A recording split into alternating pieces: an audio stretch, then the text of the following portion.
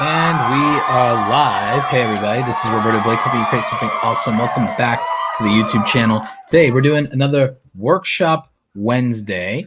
We haven't done one of these in a minute here. For those of you who don't know, we try to go live on Monday, Wednesdays, and Fridays for Monetization Mondays, Workshop Wednesdays, and FAQ Fridays to answer all your questions. So today, we're going to focus on AI tools for content creators. So we're going to try to focus on a couple of them here. We'll see what I can do, but a lot of this, I want to focus on the concept of trying to repurpose as much of your content as possible and use some of these tools for that purpose. And also, in this case, it's less that I'm like, we might get into some generative AI stuff, but my belief when it comes to AI tools is actually that they're not really, from my perspective, the tools that you need to be using to make something out of thin air. I feel like they're best used when you have something yourself and when you want to enhance or improve upon them. A primary example is there's a lot of really good AI stuff under the hood in Adobe products already with Photoshop and with Adobe Premiere Pro for the video editing side. I cannot wait until they do more with Premiere Pro and After Effects. So I think that's going to be really good. I also think that one of the other best ways to use AI is the way that I use it with our good friends over at OpusClip as well as Kajabi. But in this case, we're going to shout out our sponsor, OpusClip. They are the tool that I actually use for repurposing and clipping my videos and being able to get multiple short form videos out of a long form video. So shout out to our friends at OpusClip. Also shout out to our friends at Kajabi, your number one business in a box. So one of the things I'm going to be doing here is, let me see, where do I have it? OpusClip. So yeah, so video repurposing. One of the cool things that we're going to cover a couple of different AI tools. One of the cool ones here is OpusClip. So recently I did a video. It's about, say an hour long video, hour and some change. And so with this particular video, oh wait, I don't think I'm logged into, am I logged into the account that I want to be for this? Hang on, I got real quick because I might not be.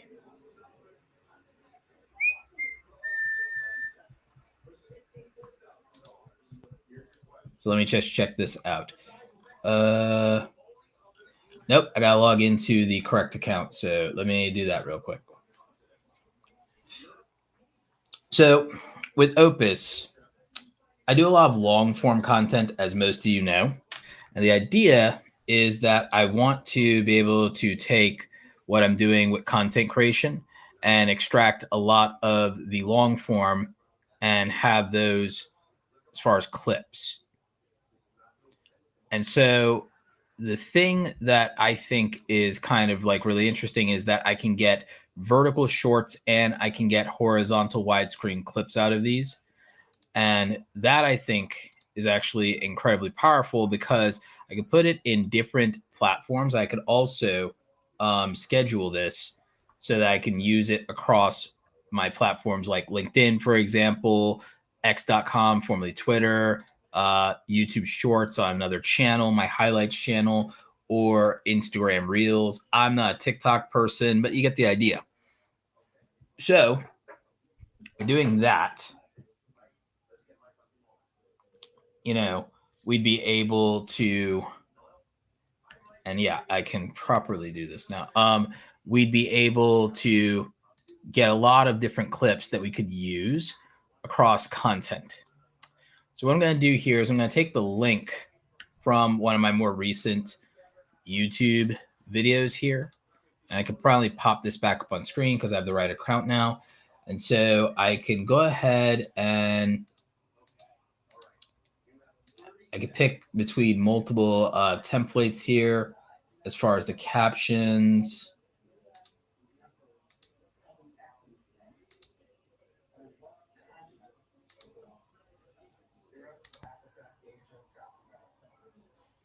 Yeah, this one should be fine. In terms of the video genre, I'm going to go ahead and tell it that it is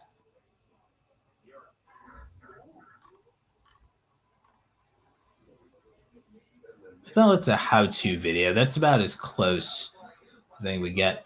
And here I can tell it what length of clips that I want. So I'm gonna have it do some. Actually, instead of that, I'm gonna tell it that I want some 3 to 5 minute clips. I'm gonna tell it that I want some 5 to 10 minute clips, but I'm also gonna ask it to do some 30-second to 60-second clips so that I can have a variety. And the words I'm gonna tell it. I'm hoping you guys can see my screen here. I'm going to tell it that I want it to do a couple of different things here. I'm going to tell it that in terms of some keywords that I want monetization.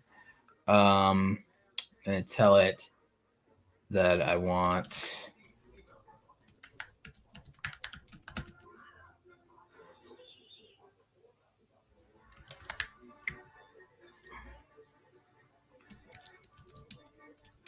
I'm going to tell it that these are keywords that I really care about.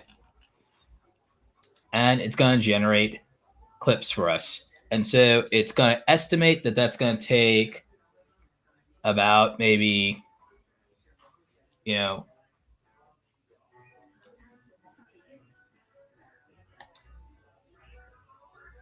nature of my content. We're going to kind of say it's like, close enough to being a podcast and knowledge sharing.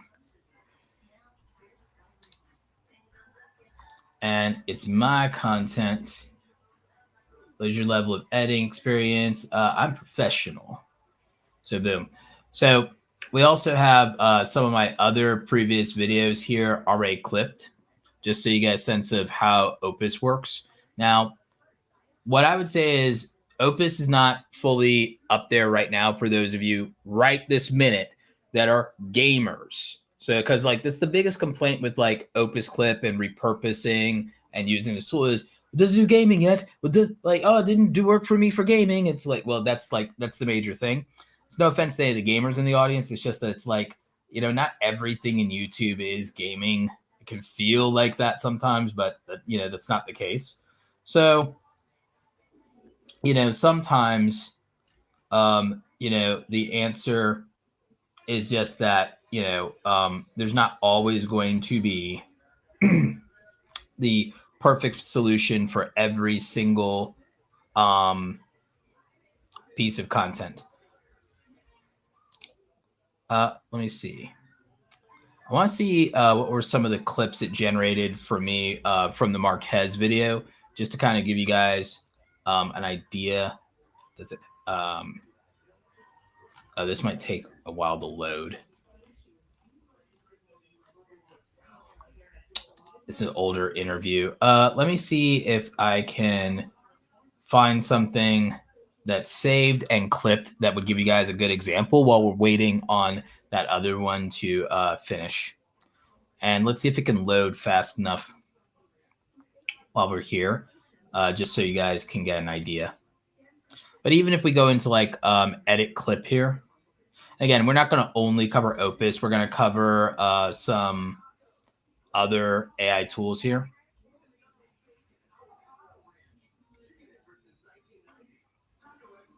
But as you can see, we can do some cool stuff to edit and augment this. We can change the layout settings. We can affect the captions. There's a way to add automatic B-roll to stuff. So again, this is pretty cool.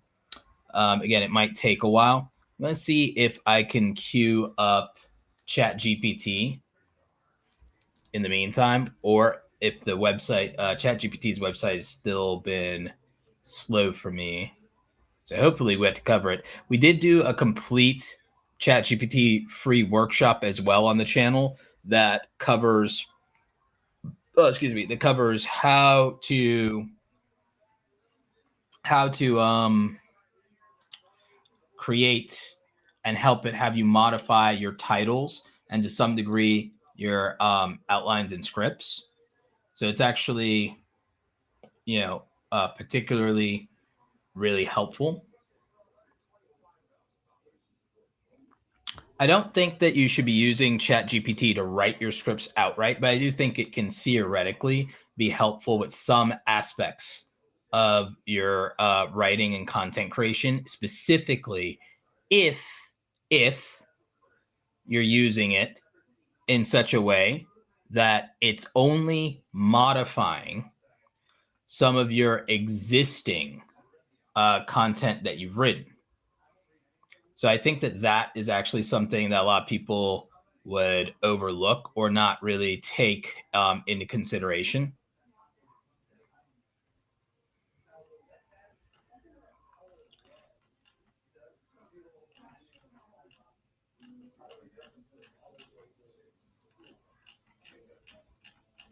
I'm going to give you an example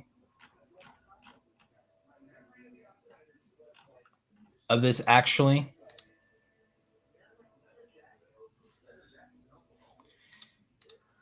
So with ChatGPT, something that I did that I think is just different than what most of you would do in most situations is in most situations, a lot of people would just actually have it write something for them. But what I actually do with ChatGPT is I ask it to do an analysis of my writing. And so I had it grade me on my strengths. So comprehensive coverage, clear structure, actionable advice, incorporation of advanced concepts, personalization. And then it gave me areas for improvement. It said that there were areas where I was repetition became a problem, flow and transitions, detailed balance, grammar and style. And I also hacked it for my word count in my article. And so then I had it give me a grade, and it did an overall breakdown and justification of my grade and gave me its final thoughts. So I literally essentially turned ChatGPT into my college English professor and my community college English professor. So that was kind of like my approach to using AI tools like ChatGPT is actually use them to just help me considerably. And I focus on that instead of having it generate things out of thin air. So that's kind of my approach.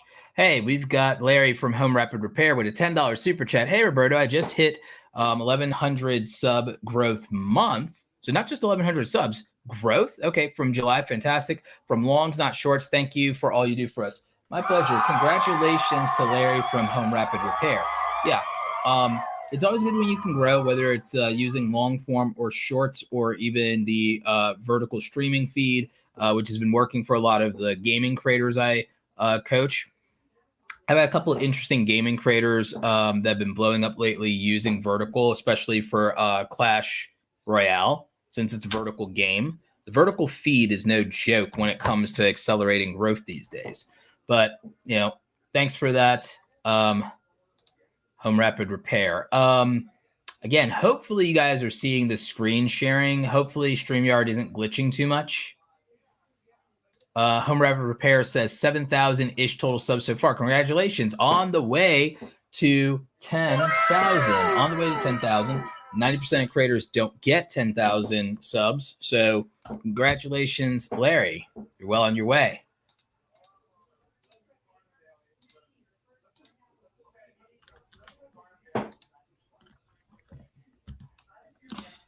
Cetra says, hey, Roberto, nice to see you live on X. I only recently returned to the platform. You're honestly one of the reasons why. Well, thank you so much. I appreciate that, Cetra. Shout out to you, my friend.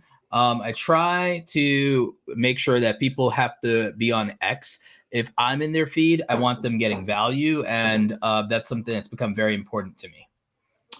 Let's check back over on OpusClip. So fetching this old video is just taking more time than I'd like. So instead of worrying about, here's a good example. Here's a short form video. So Opus was able to convert one of my long form videos to a short form video. This is actually a good one. I believe this did well for me on Instagram.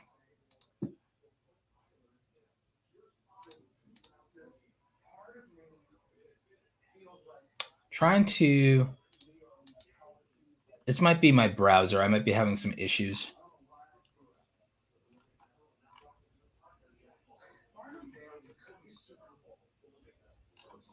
Yeah. But yeah.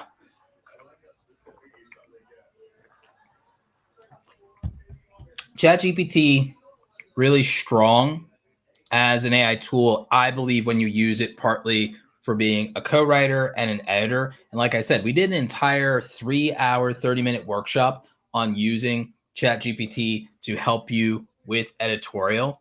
There might be, I'll show you an example of just the way I create prompts, because I think I just create prompts differently than a lot of other people. So if I wanted to create a prompt to help me with YouTube content, I might approach it differently than other people. Primary example. I would start with telling ChatGPT what its job is. So in this case, we're going to make ChatGPT our ideation assistant. So I need you to act in the role of a co-creator and ideation assistant. Your task and responsibilities are to help me in ideation of ideas to serve my audience on YouTube and other content creation platforms. My primary audience for this content is going to be an audience who will consume my long form docu-series that focuses on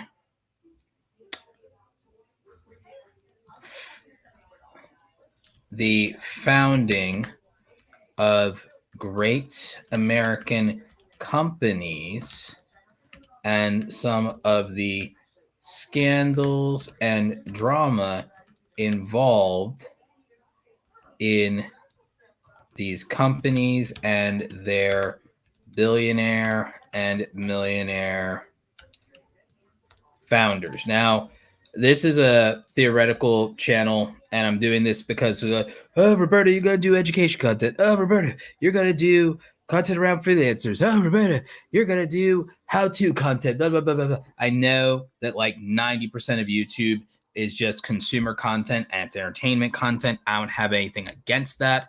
It's just not what I'm particularly interested in. So, yeah, I know some of you for the Faceless channels, this is going to be better.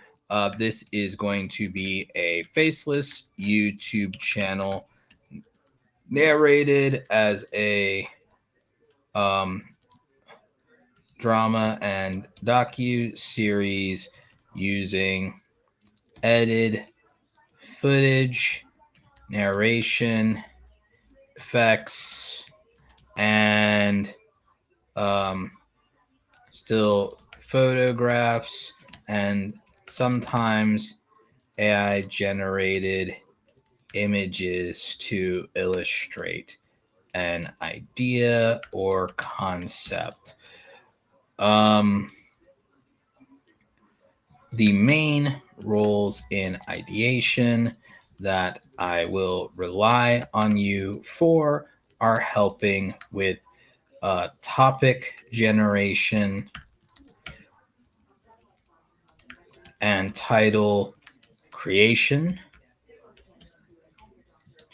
when it comes to the titles, we want to ensure we are using logical triggers to induce a click. For this, we can reference controversy, conflict, confusion, use controversy, conflict, confusion, conspiracy, and curiosity. Primary audience avatar are consumers 18 to 55, primarily English speaking and US/UK centric, who are subjects should be well-known household names. Other tasks and priorities may include helping me refine my hooks and auditing parts of my scripts for me, or helping with ideas and interesting facts. Our goal is to make some of the most intriguing content ever and to position it to perform well on YouTube and other platforms. Are you up to the task of helping with all of this?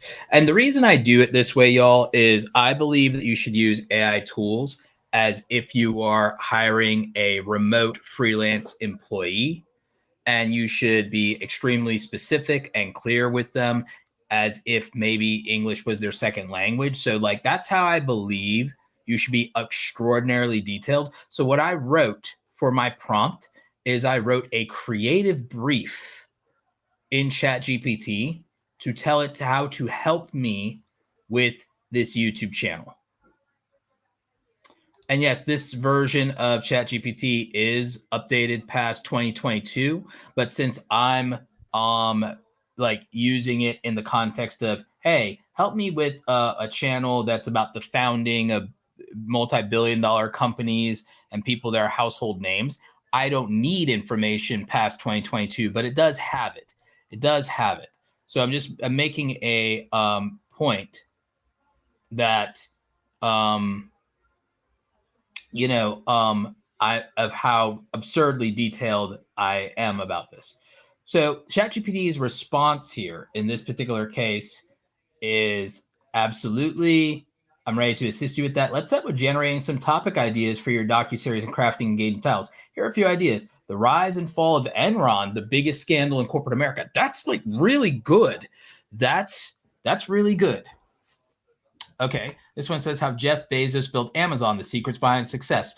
It's not punchy enough. The dark side of Facebook, inside the scandals and controversies. The Google story, from a garage startup to global dominance. Tesla and Elon Musk, the journey to innovation and controversy. These aren't bad, from this perspective. Watch how I go back with it. So I like your initial ideas, but I think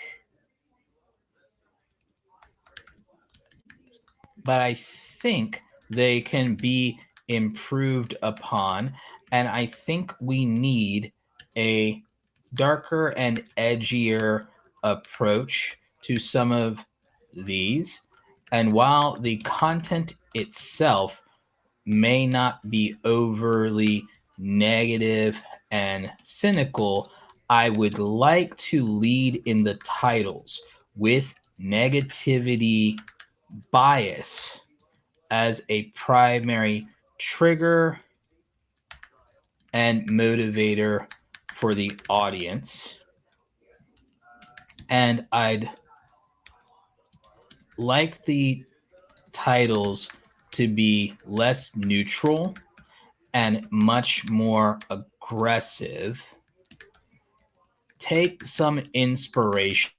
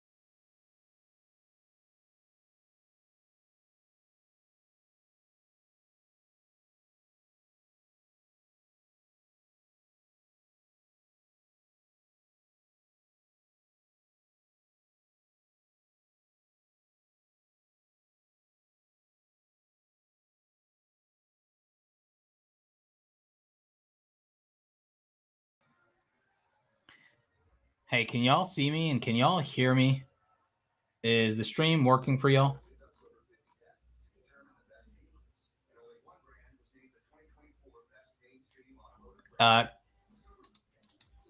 Let me know if you can see and hear me now.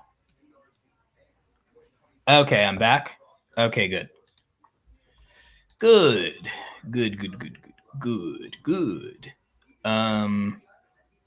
Yeah. I don't know what was going on with the internet there. So let's see.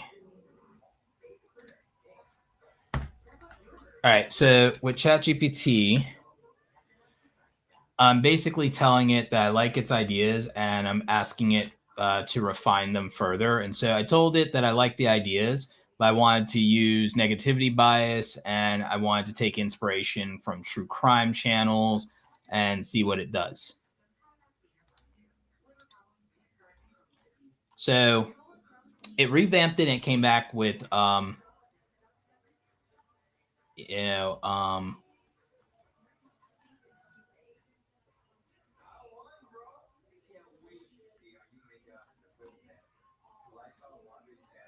it came back with some more aggressive versions of these.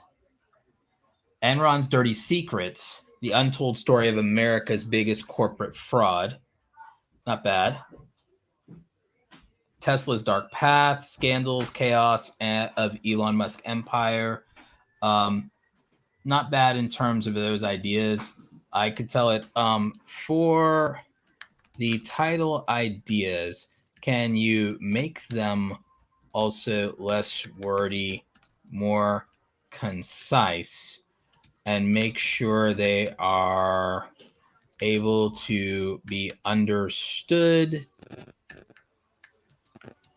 at a 5th grade reading level? See, when people are dismissive of how to use like these AI tools, it's just because they don't understand that you can do a lot to refine these and get like some really good stuff, and that you have to work at it like you would work with a employee.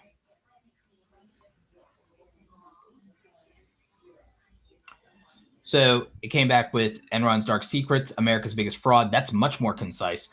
Amazon's Dark Side, Jeff Bezos' Ruthless Rise. Oh, that's not bad. I would just reword it. So I would say, I like these, but let me know your impressions of my versions of them. The Ruthless Rise of Jeff Bezos.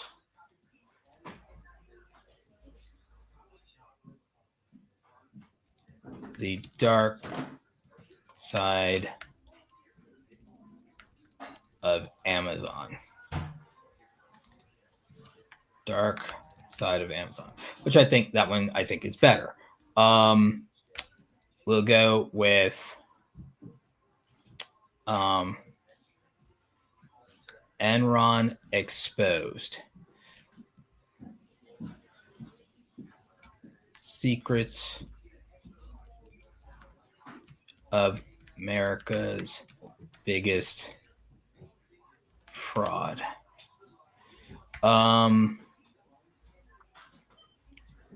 The Rise and Fall of Facebook.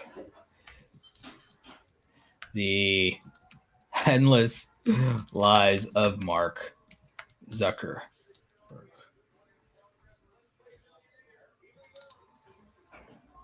No action.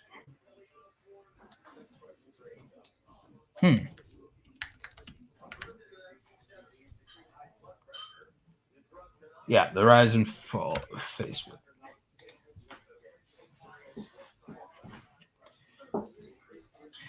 So, like, I'd be rewriting these.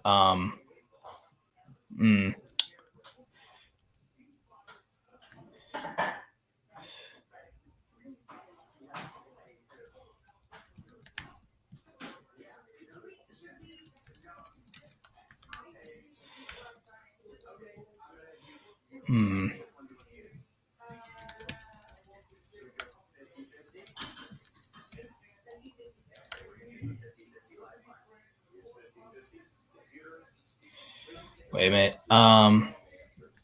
Google's Ruthless Ambition.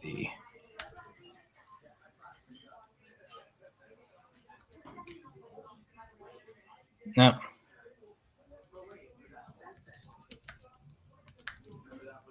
For global dumb.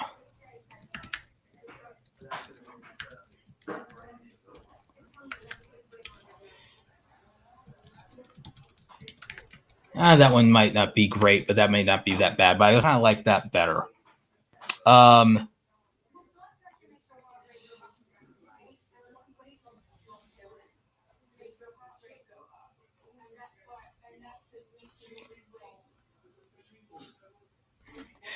Building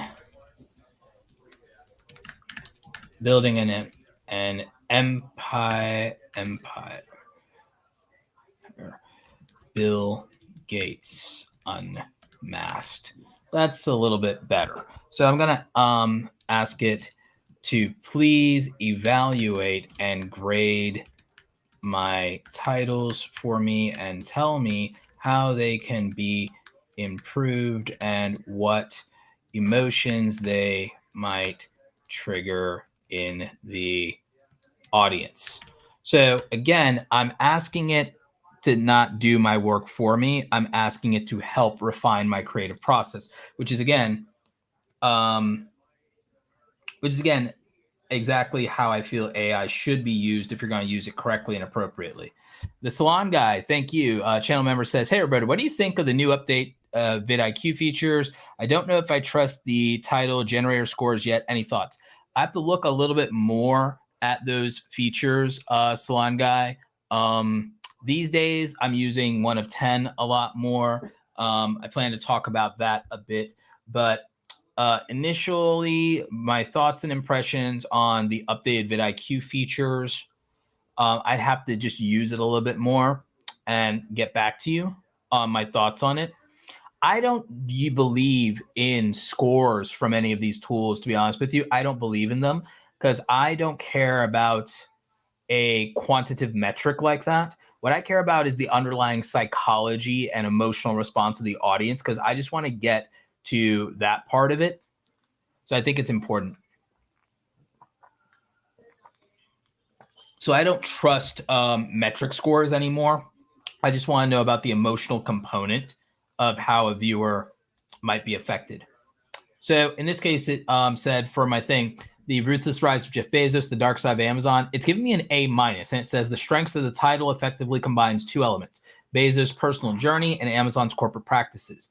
It triggers curiosity about Bezos' methods and the company's internal workings. Emotions triggered, curiosity, intrigue, skepticism. So that's like good. That's on par with kind of the direction I want to go in. Suggestions for improvement, simplify for greater clarity. Consider Jeff Bezos' ruthless rise, Amazon's dark side. That's not bad. Enron exposed the secrets of America's biggest fraud. Grade gives me an A. Evaluations, clear, distinct, and engaging. Exposed and secrets trigger a sense of revelation of hidden truths. Emotions triggered, curiosity, shock, and intrigue. Suggestions for improvement, slight rephrasing for conciseness. Enron exposed America's biggest fraud. That's not bad. The rise and fall of Facebook, the deception of Mark Zuckerberg. Grade B+, evaluation, strengths, captures the dramatic arc of Facebook, introduces a personal anger with Zuckerberg. Deception is a strong word that triggers distrust. Emotions triggered, suspicion, curiosity, intrigue. Suggestions, make it more concise and direct. Facebook's rise and fall, Mark Zuckerberg's deception. That's better. That's actually a little cleaner. That's a good recommendation. So we managed to really refine these. 4, Google search for global dominance at all costs. Grade B, evaluation, strengths, highlights Google's ambition, suggests unethical practices, global dominance at all costs are powerful phrases, emotions triggered, wariness, intrigue, skepticism. Suggestion for improvement, remove the parentheses for simplicity. Consider Google's quest for global dominance at any cost. Yeah, that would be better. Global dominance. I could have used world domination.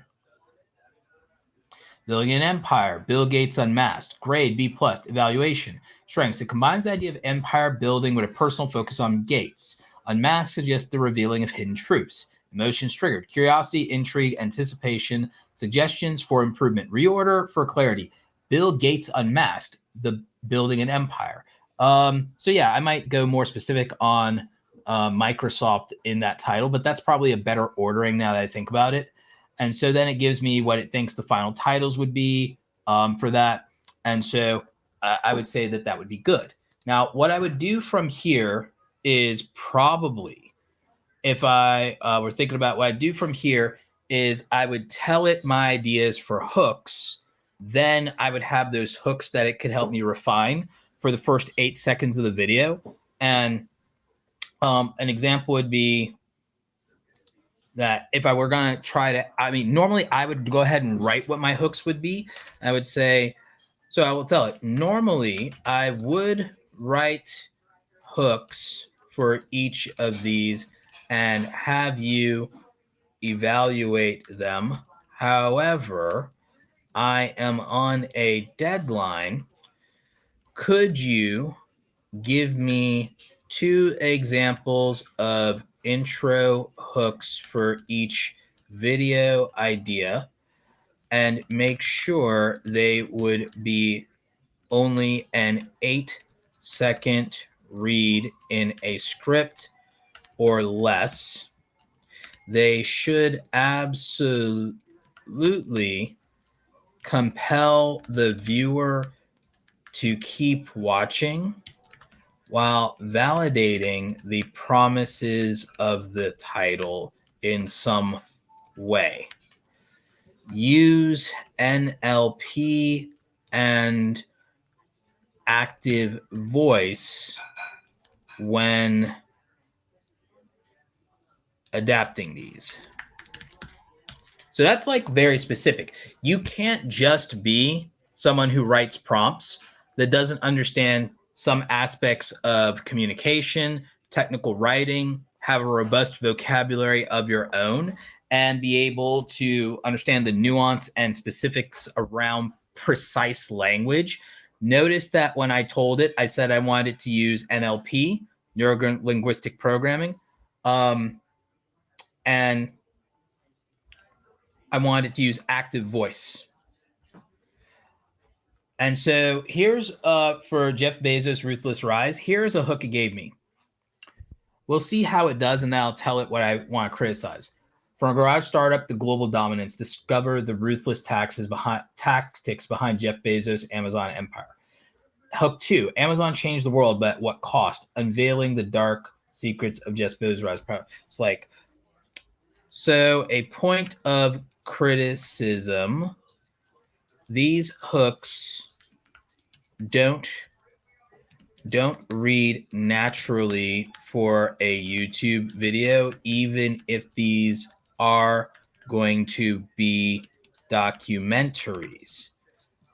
I will give you an example for the Jeff Bezos video in terms of my own approach, and I would like you to adapt that tonality and structure going forward.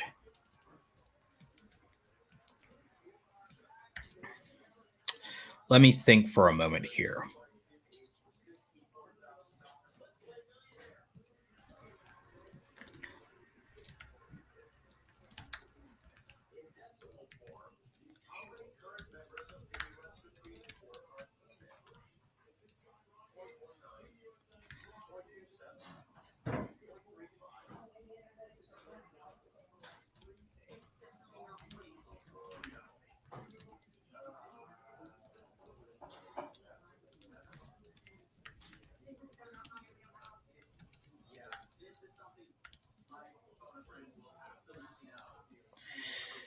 Is he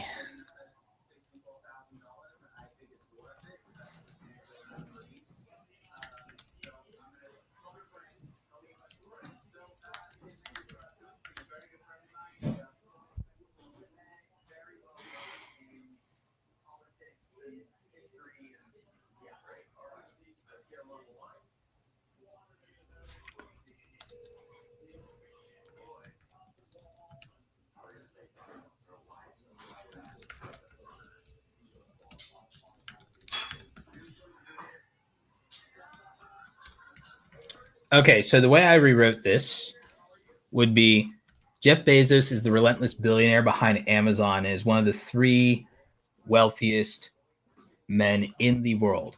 But is he merely an eccentric entrepreneur, or is he a ruthless titan who will win at all cost? Yeah, so that's like, that feels very much more, I think, punchy, and I think it's stronger. I want you to also evaluate and explain the strengths and weaknesses of my version of this hook. So again, I'm using ChatGPT here as a co-writer and a co-creator. This is how I would encourage all of you to use AI tools instead of leaning on it to generate things for you out of thin air, I would want you to use it kind of like this. I like giving it a justification for my actions so it can start to intuit them.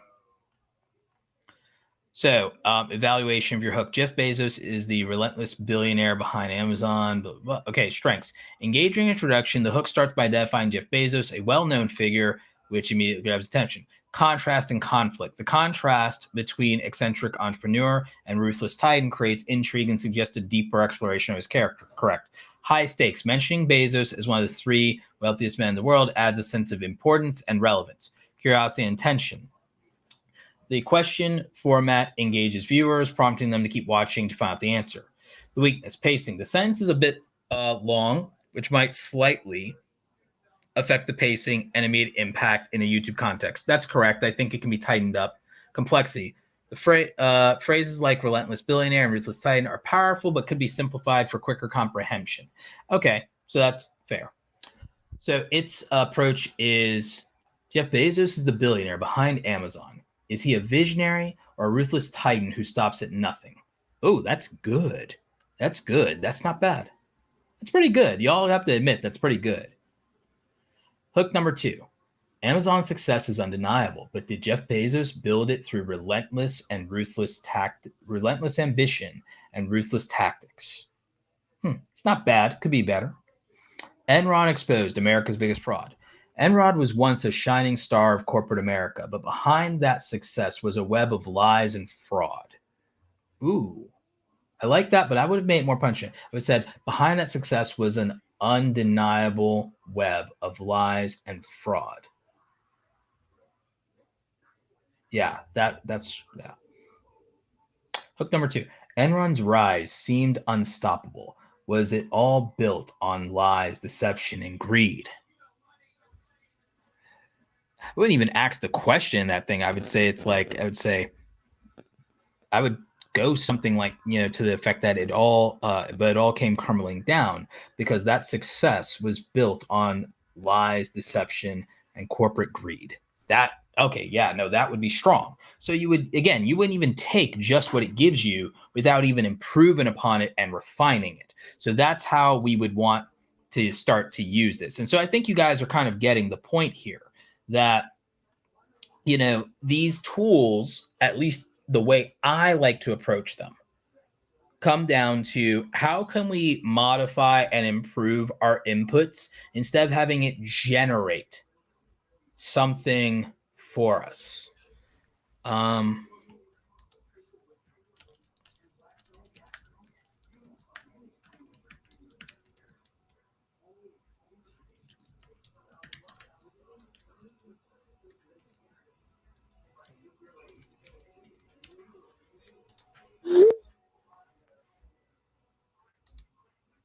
Liran Sergeyev, what's up? Killer prompts way beyond give me an idea about a video, which is so gross. Shared on Twitter. Keep crushing it. See you soon. Yeah, thanks, Liran. Appreciate you. Yeah, Liran is going to hopefully be at Vid Summit even as an attendee. He's always great. You guys should definitely check out his content. And Liran is actually one of the original former founding members of Awesome Creator Academy. Massively successful channel. I think over 1 million and change subscribers, not quite 2 million yet. And you guys should definitely check his stuff out. You should also be following him on X because of a lot of his stuff around creator security and making sure your accounts don't get hacked. So you want to check that out. He also has a great course on that can really help you with protecting your accounts as a content creator and just your online safety and privacy not being compromised. Really good stuff. But yeah, so that would be the ChatGPT portion. I'm going to try to fire up. I'm going to try and fire up Adobe Express and see what I can do there for you guys. Now, again, in an ideal world, you want to use these tools. It's kind of more of a co-pilot than anything.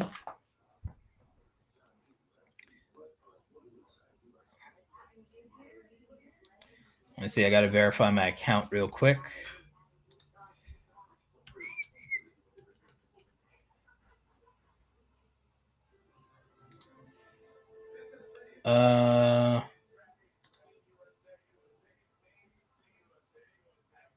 Yeah, we'll just log into the back end of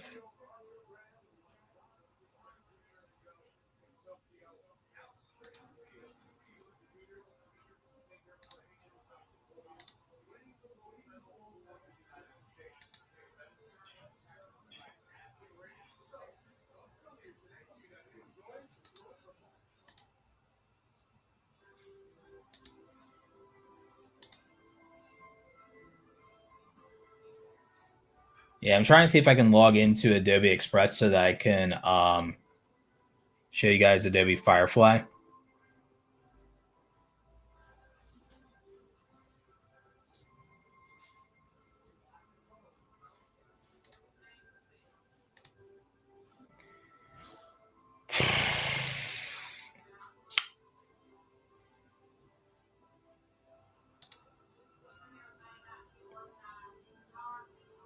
Hopefully it works. Okay. Yeah, I've managed to log into my account. Okay, great.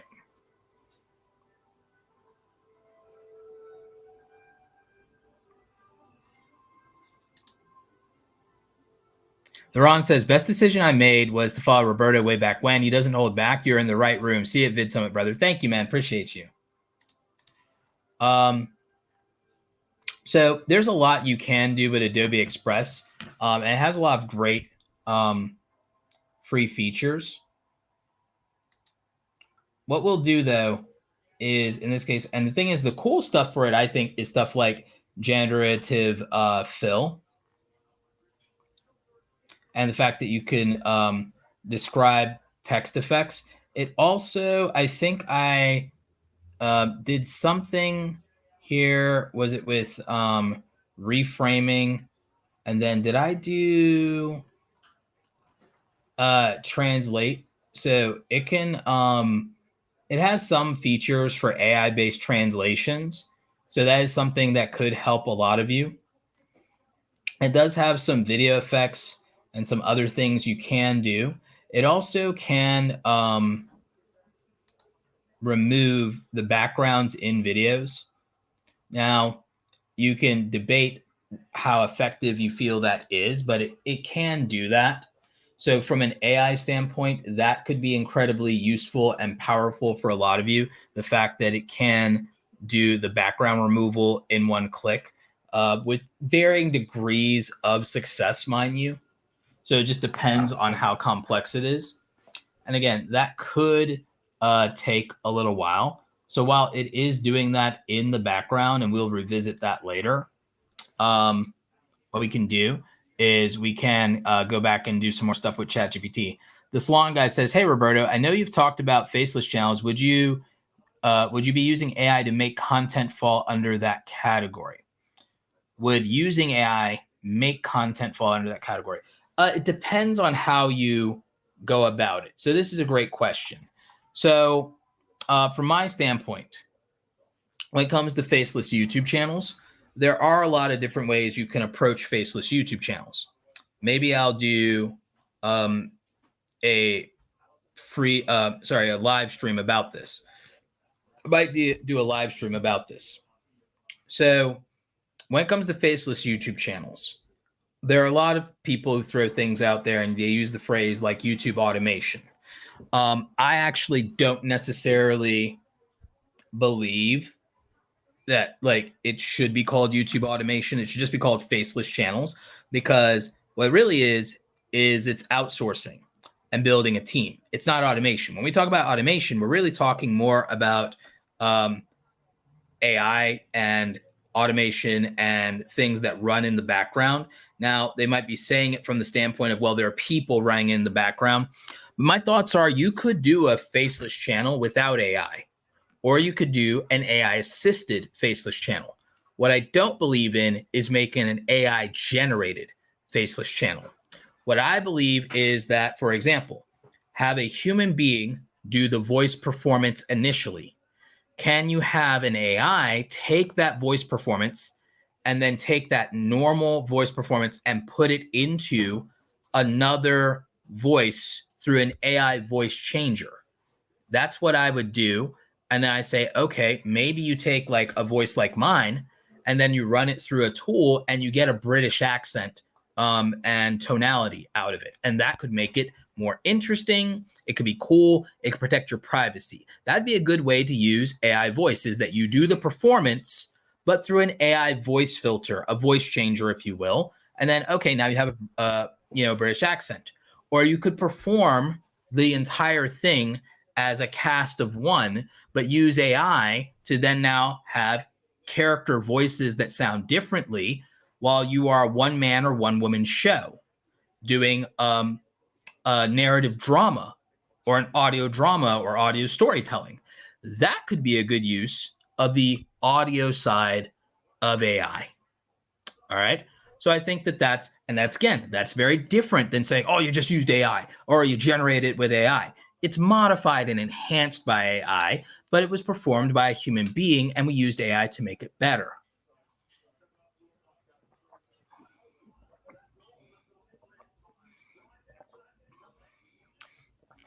You could write your own scripts, upload the script to something like ChatGPT, and give it a specific prompt and tell it to grade your script, enhance your script, give it better structure, make things less wordy, make things more concise, tone it down to a 3rd to 5th grade reading level to make it easier to understand and relate to.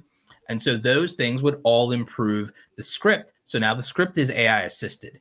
You could AI assist, or in this case, you could AI assist or AI generate the thumbnail or components of the thumbnail. And I would be okay with that in order to get a good click. So, that's something.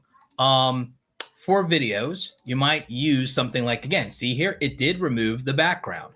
I think it did a decent job of it too.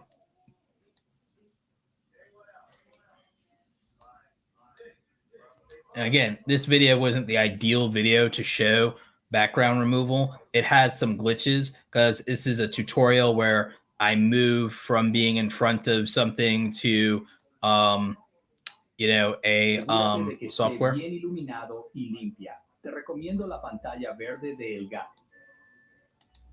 That thing there was something else in the back. And so you can do things like AI dubbing, for example, for translation purposes. So again, I have, no issues with that. And so it doesn't bother me. So again, I think there are reasons and ways to do AI and to do AI YouTube channels and content. I think the most practical ways and some of the most ethical ways would involve AI enhancement and using that for things like voice changing. I'm fine with the idea of using it for thumbnails. Doesn't bother me any. What else? I would say, again, assisting with refining your scripts, refining your hooks, simplifying them. That would be incredibly powerful. So it'd be those sorts of things. Now, in terms of the visual aspects, I know a lot of people find it controversial. The visual aspects of generative AI. Another way you could use this is you could use it to help you with a concept, and then you could always do the photography around that concept later, or you can go ahead and upload an image that you want to use and then have the AI tool help you by modifying that image in some way so that, again, you're enhancing something of your own. It's not purely generative. It's that you're enhancing something and altering something that was already yours. So, for example, change the sweater to red. I want to see if it is able to do that. if I use the generative fill and I do something with this brush here for generative fill, I'm going to use this with AI and Adobe to edit my own photo. This is my photo, so AI is not generating this. It's going to help me, though, to make a change that I want. And I'm going to change this into, hopefully, a red sweater when it's all said and done.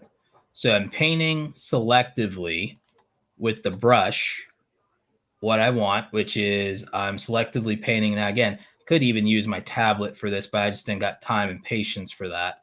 And I'm going to have this convert and turn it into a red sweater. I could use this if I needed to remove tattoos or to flip tattoos onto like another side of somebody's body if I needed to. So that's another good use of AI. So you could show someone, hey, here's what you'll look with a tattoo. Here's what you'll look like if we remove your tattoos. So, you know, it would be things like that. And I don't think that that is an unethical way to approach using AI. So let's see.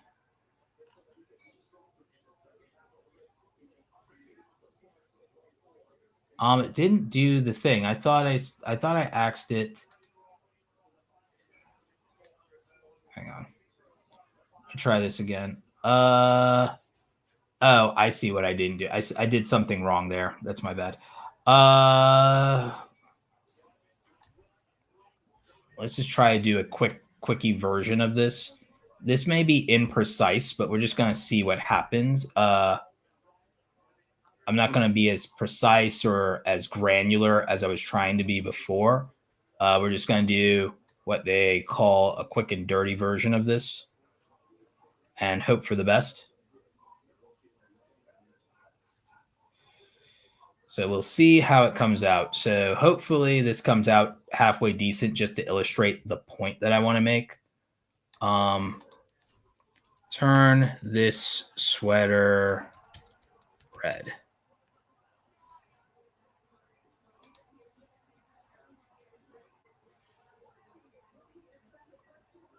So we'll see how it works out.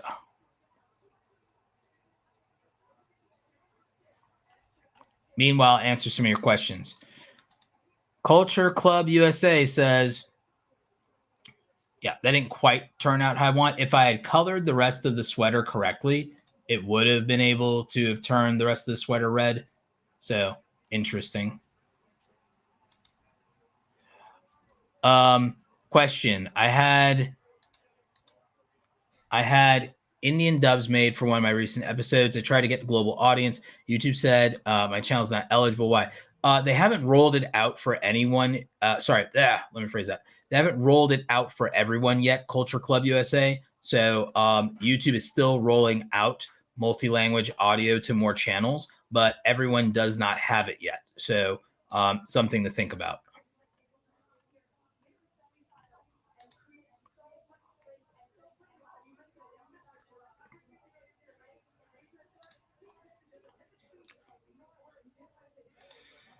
Sticky art shorts. Yeah, you in theory you could with regular Photoshop, but it's like I was trying to see what it would do. But like also I'm doing a live stream, so I'm not like actually working on it the way that I would or should. But there's other things you could do. Again, I don't necessarily think that let's see. I mean, the easier thing for it to do is obviously to in one click erase a background. So I mean, it is good at that.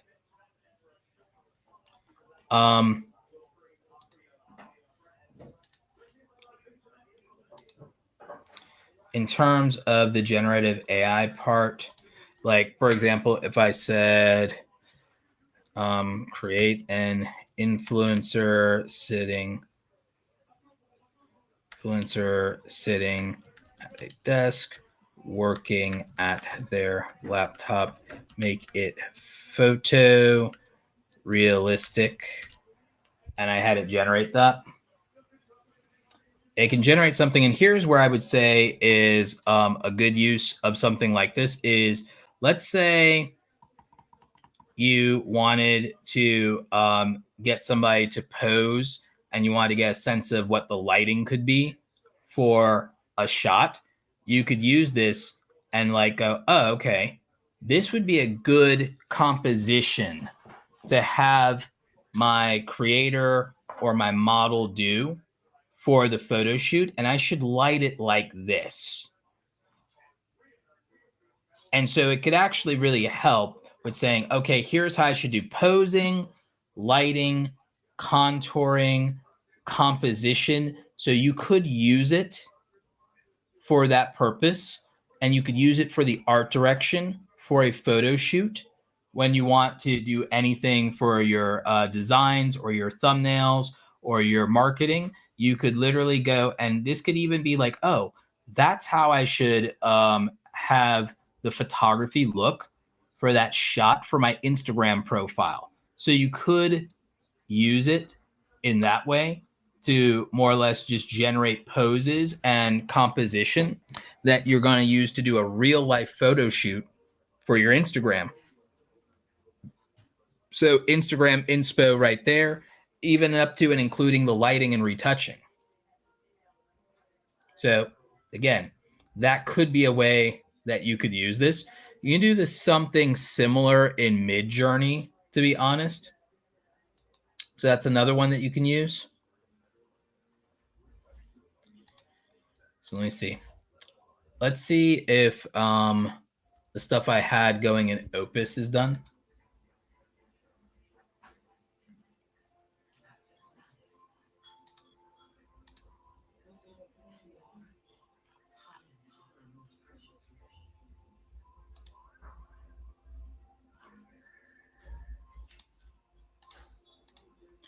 All right, so it looks like a clip for Opus is ready.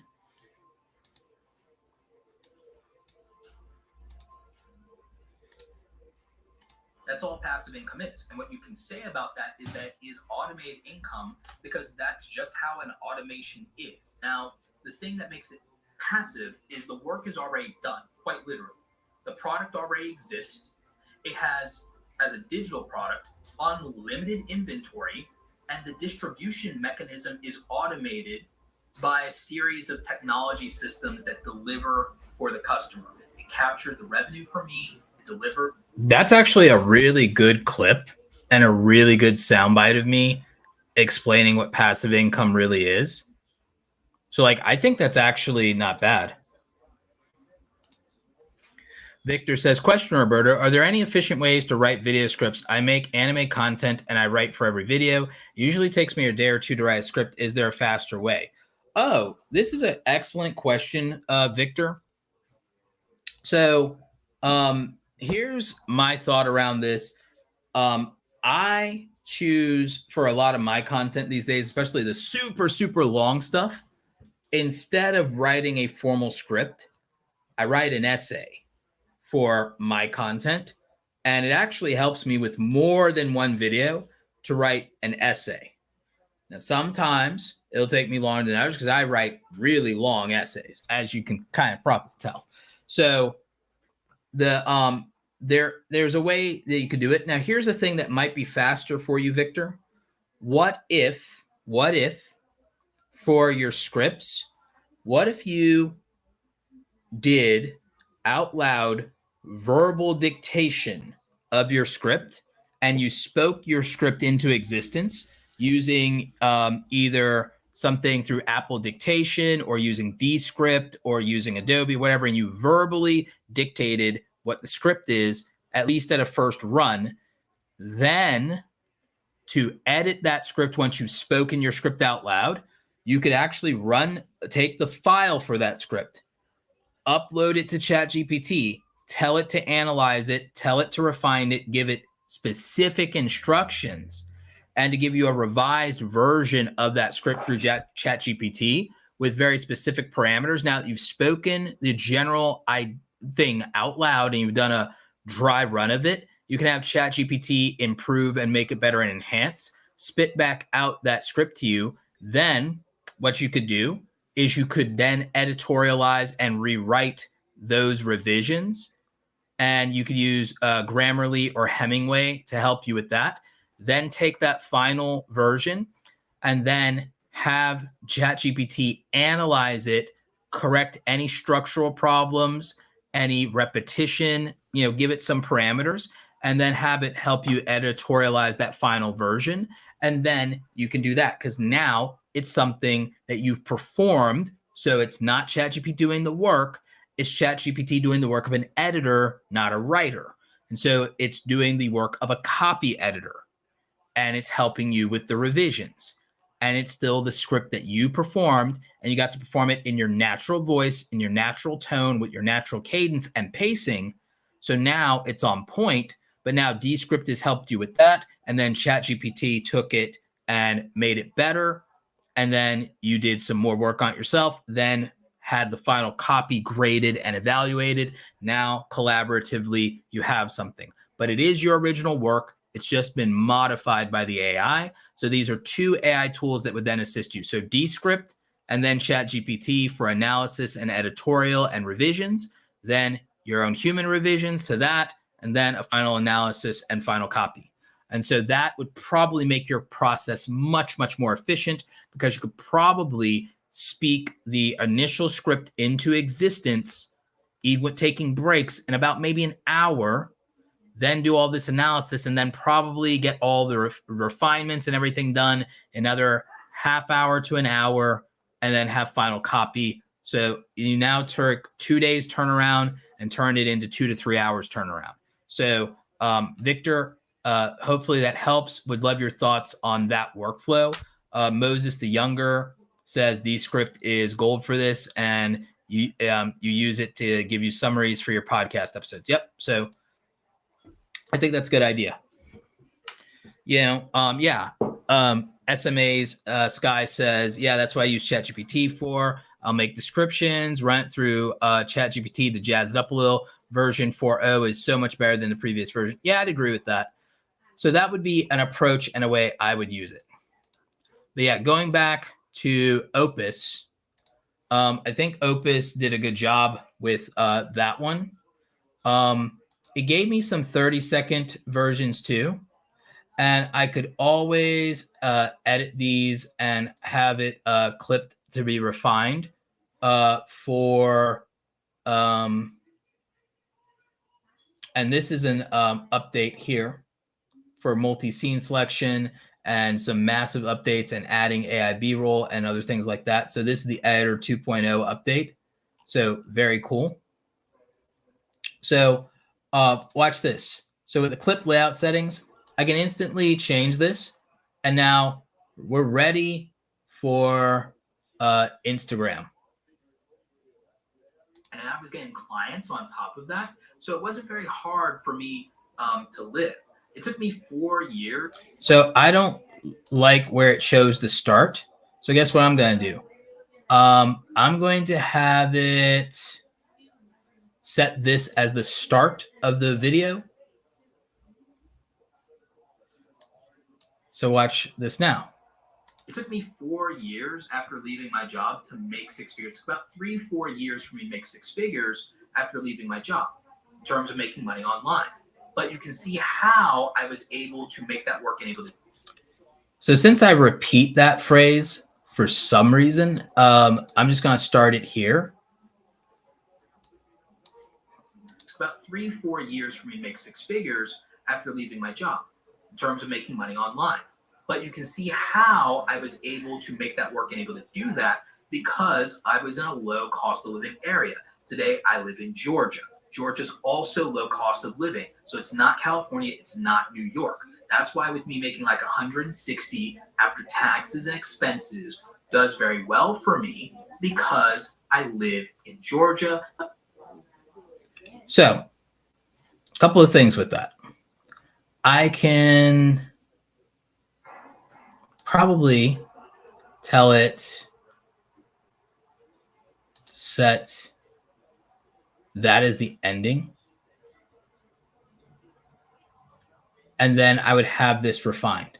Now, the other thing that's cool, and we could probably see what this could be like, is we could have it either do AI generated B-roll or stock B-roll. We're going to go with stock B-roll. So it's going to generate that for us automatically. And we're going to have some really solid stuff here for a potential Instagram reel. It's about 3-4 years for me to make 6 figures after leaving my job in terms of making money online. But you can see how. So again, even with where it placed this this B-roll, I could reframe that. And I could choose that. Now, the other thing I can do is I could search for B-roll, or I could even search for this, and I could say money, and I could have it do a search.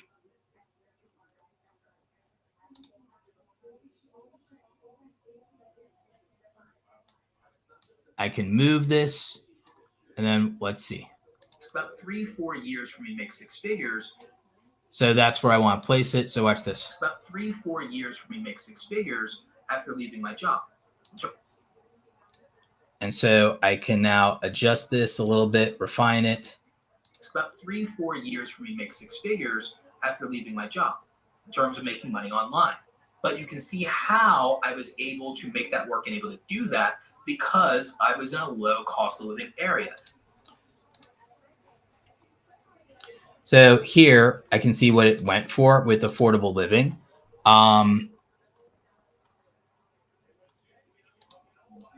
For this, it's probably better to, nope.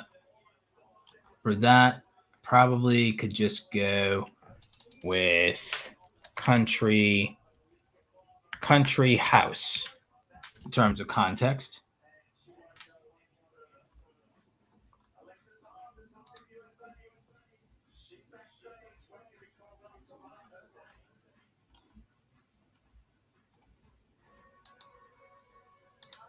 It's about 3-4 years for me to make 6 figures after leaving my job in terms of making money online. But you can see how I was able to make that work and able to do that because I was in a low cost of living area. Today, I live in Georgia. Georgia's also low cost of living. So it's not California, it's not New York. So in terms of inserting B-roll, I could also put in some kind of B-roll there.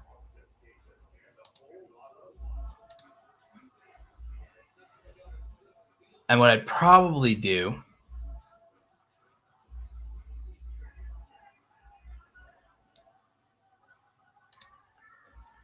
is I think I did that wrong because I would want to undo that there. But the way I'd probably do it is we'll go with money.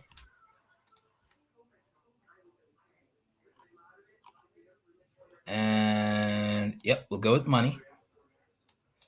We'll go with country house.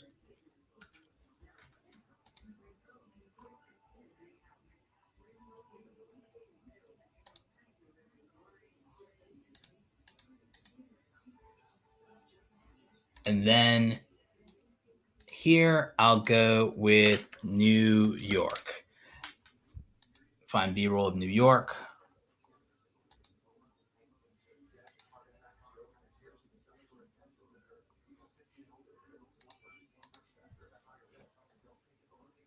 It's about 3-4 years for me to make 6 figures after leaving my job in terms of making money online. But you can see how I was able to make that work and able to do that because I was in a low cost of living area. So with this,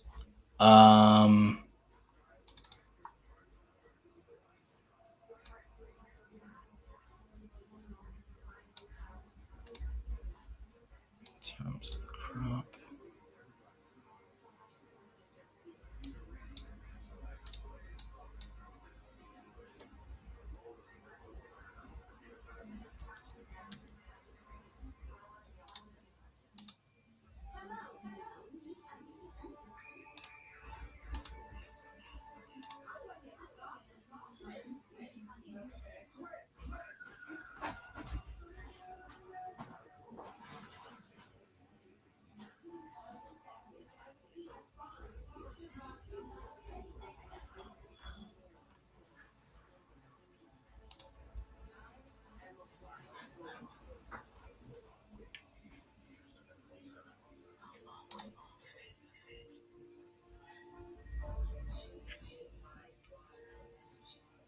Today, I live in Georgia. Georgia's also low cost of living. So it's not California, it's not New York. That's why with me making like 160 after 10.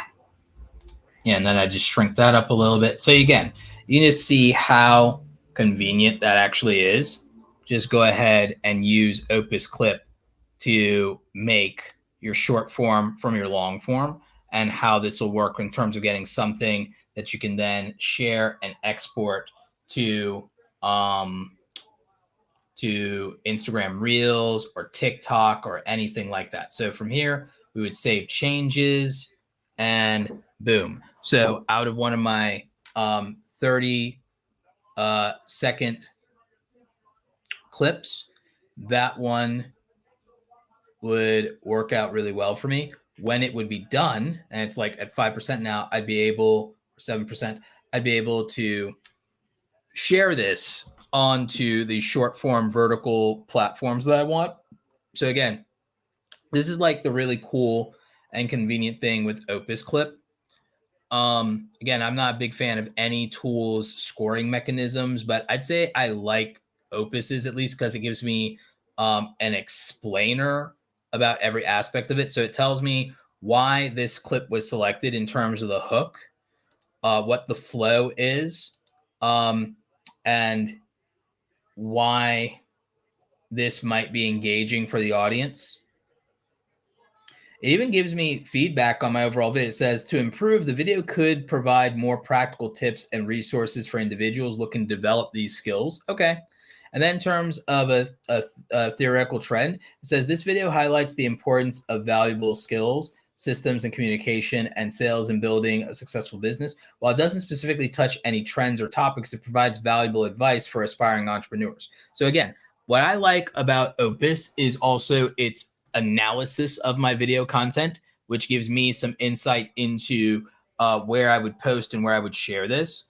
And so in terms of the auto post and scheduler, it is linked to several of my social media accounts. So if I wanted to, I can share this on X, I could share this on Instagram. So I would do that. I'd be able to publish that. I could add it to another account. I can schedule when I would want this to go out. So I have a lot of latitude with this. I could pick the calendar dates. So very cool.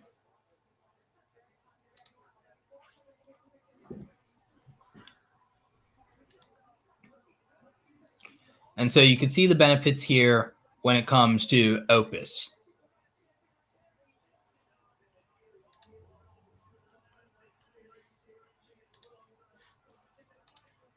Now, circling back with ChatGPT,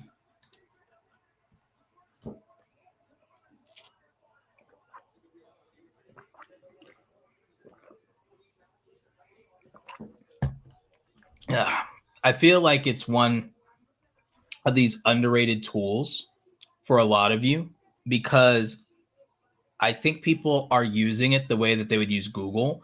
And I feel like I've given you a real demonstration of how to use it in a much more advanced way.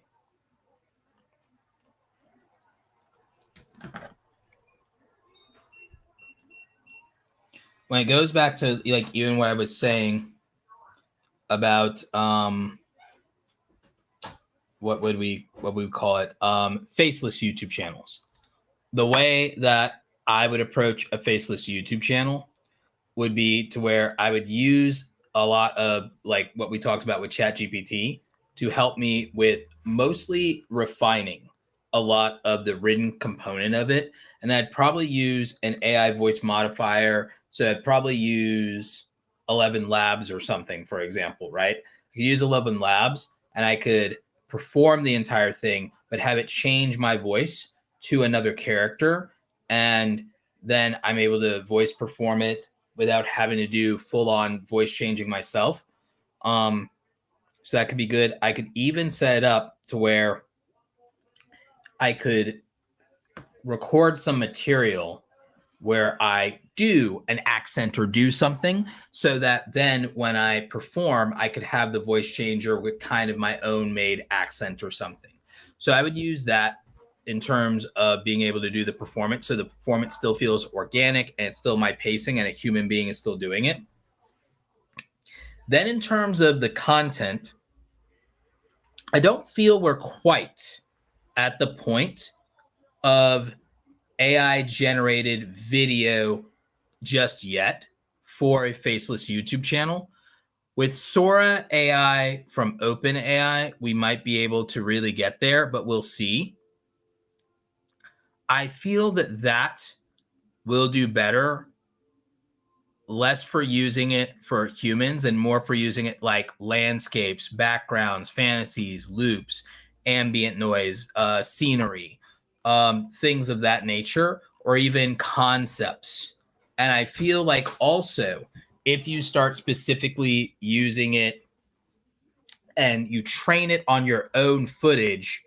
For example, I have a lot of travel footage. Me and my brother are filming more drone stuff. If I were to train an AI video generator on my own footage, I feel like that's kind of what the real future looks like. I think the real future is going to be less trying to conjure AI generated content out of thin air. I feel the real future is going to be training it on your own purposes for your own models off of using your own source material and having that be internal and having that be proprietary and having that be your thing. Same way with how, again, I feel like AI can be used to modify with something like, like Adobe. I think modifying your own images is fine, if not even ideal. I think it's even ideal to modify your own images and your own photography. So I feel like modifying your own images and modifying your own photography is probably going to be the future.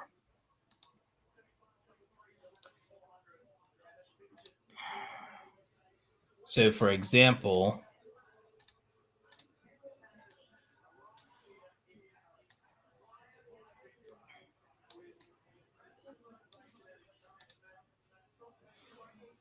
probably going to be able to. Yes, I understand, by the way, in Photoshop, this would probably be better for someone like on a phone, for example. But in Photoshop, I probably would just be able to do this faster and do color replace faster in Photoshop. There may even be a color replace tool here in Adobe Express. But I'm just going to see even for myself what this is capable of when it comes to this, because what I'm going to ask it to do is I'm going to ask it to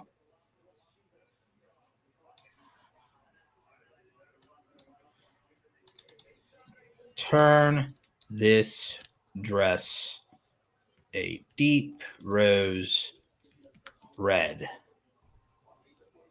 and then generate. And again, I just want to see if it even really pulls it off, because you can use Adobe Express on your phone. It didn't do it. So it failed me. Let's just tell it to turn the dress red.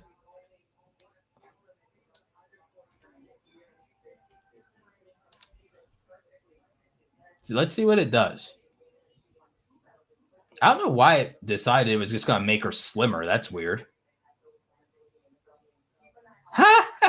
That's terrible. So again, still not really there yet. Still not really there yet. Probably could have done it correctly, though. I bet you that Adobe Photoshop would have been able to do it. But this is in Photoshop. Well, wait. I wonder if I could have just done it with a... what do you call it? I wonder if I could have done it with a tool that already exists in here. I wonder if there is a tool in here that does something like what I'm asking it to do, and I'm just overlooking that. because it might already have a generator preset that would do what I want it to do.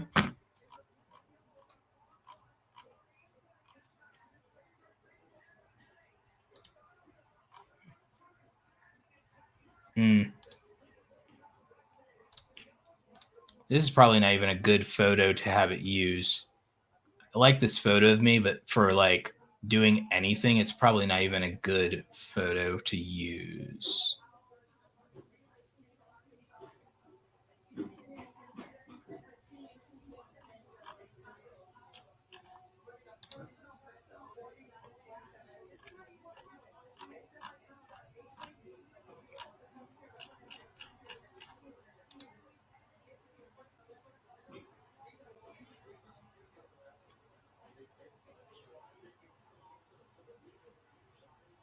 I don't see any presets for this.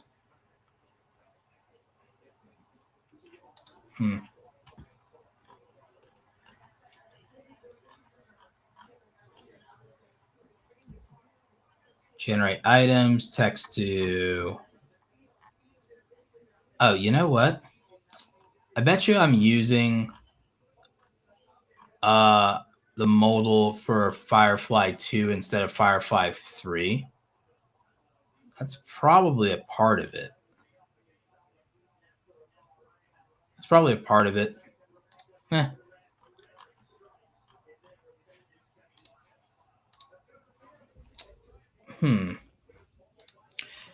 Here's something you guys didn't know.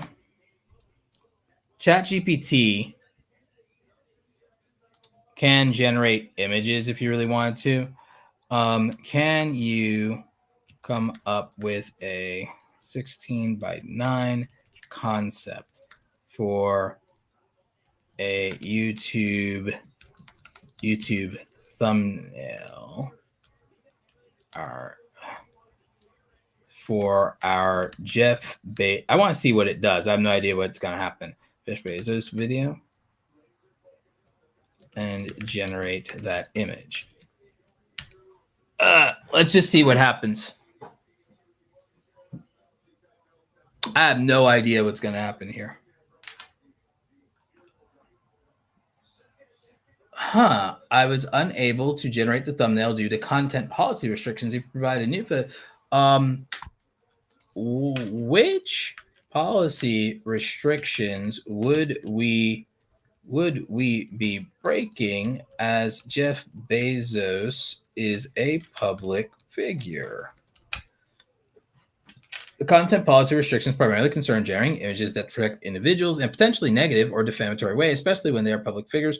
While discussing public figures afterwards, it's like I represent concept thumbnail address adheres to the guidelines. So it's describing one.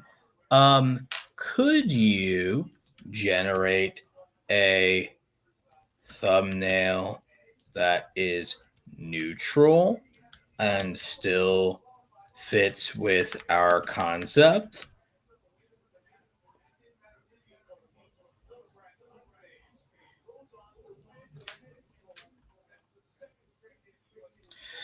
Would you, this is so interesting, would you be able to generate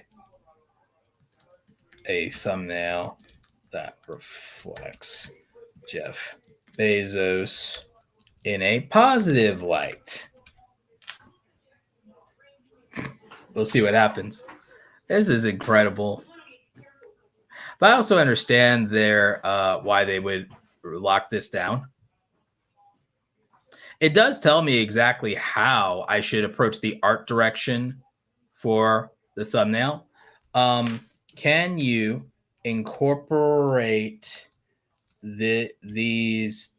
Can you incorporate this art direction, not using Jeff Bezos, but using a stand-in of a generic bald gentleman to help me with my own work on layout design? that I can use as a guideline. This should comply with your restrictions and limitations.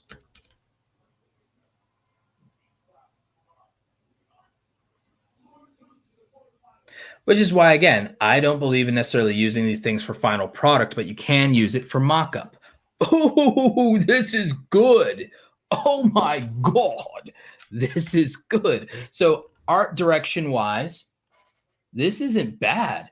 Jeez. Okay, so that's how I'd get around it. I would just have it use a generic stand-in for concept. This is really good, y'all. Tell me that's not good.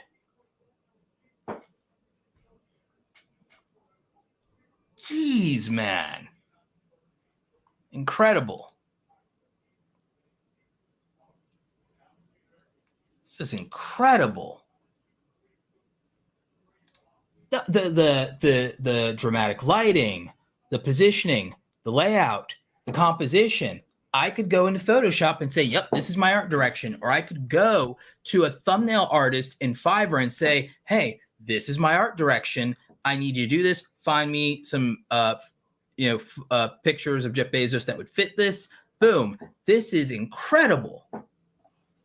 Well played, ChatGPT. Well played. Jeez, man. Yeah, I had to go through a rigmarole to get there.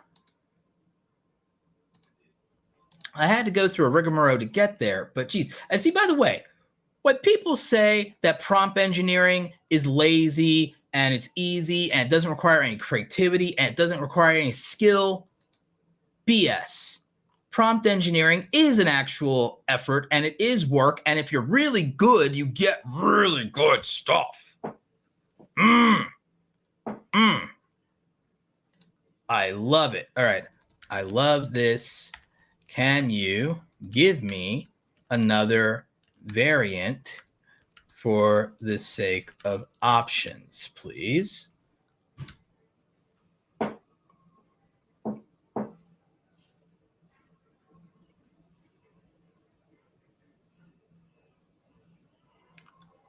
I wonder what it'll do next.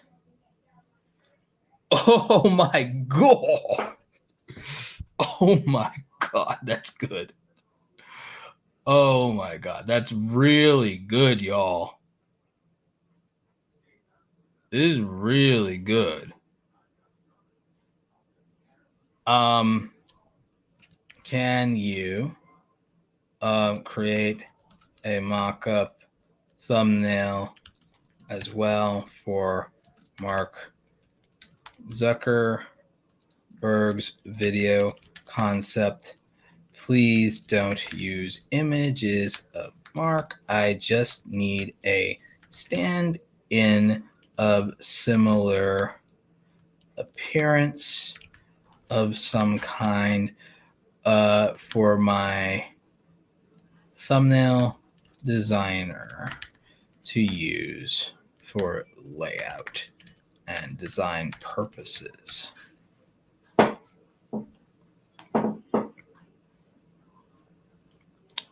So again, this is why you actually have to be good at prompt engineering. Adjusted concept. Would you like me to proceed with this adjusted concept? If at all possible, yes. I don't need him to really resemble Mark. I just need a standout for layout purposes. Sometimes in design, we call this or for position only. So again, you have to actually know how to communicate certain things and how to give art direction in order for some of these things to work out. And if you do, you can actually do quite a bit with your prompt engineer. Oh my Lord, this is actually pretty good. Incredible.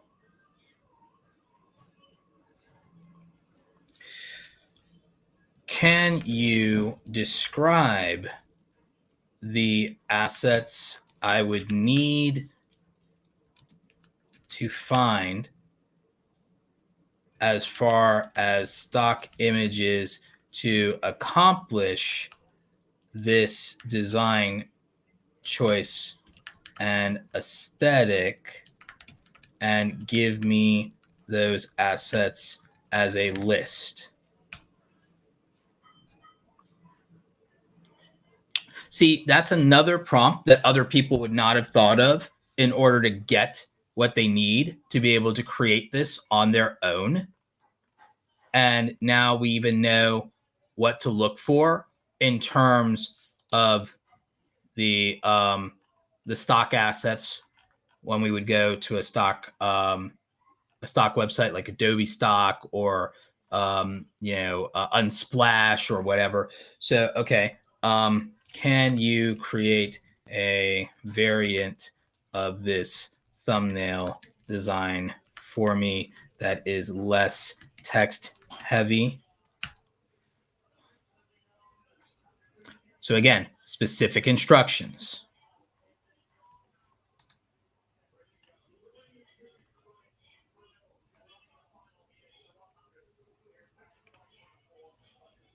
It's not bad at all.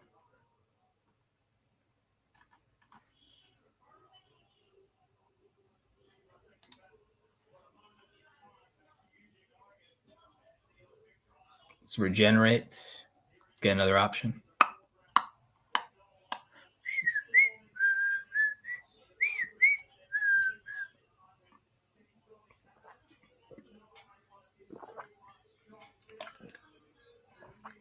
In terms of overall concepts, not bad. Again, we would never use this by itself, copy and paste this and take this for our YouTube thumbnail. We would use this as really good art direction for building something out, and we could use elements we like. So incredible. Can you build out a thumbnail concept for me for the Bill Gates video concept using a generic older man with glasses as a stand-in?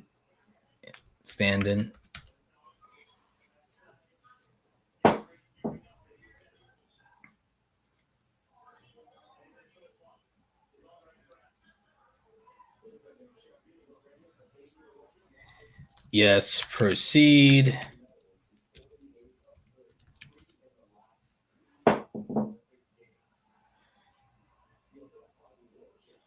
So again, you actually have to be able to give this precise language instructions. Oh my Lord, that's so good. This is incredible. Now, if I wanted to say, I love the aesthetic choices here. Can you give me a concept that uses a red and blue high contrast aesthetic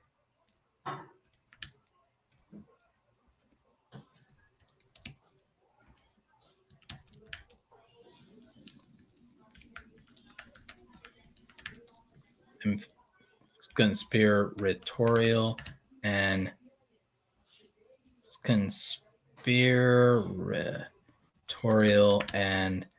a bit sinister? Thank you. So yeah.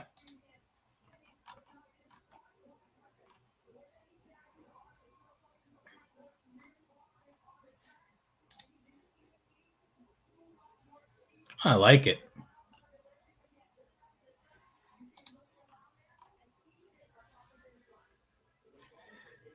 Moses says that looks like the Tim Cook variant of Bill Gates. Yeah, it does.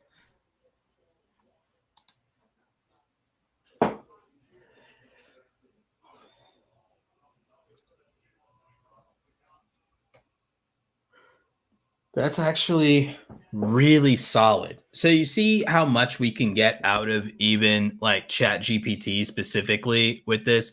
I mean, we can literally get all the art direction we need for our thumbnails and our thumbnail designer, specific instructions. We can get the understanding of the list of what stock assets we would need for the stock house to be able to do that.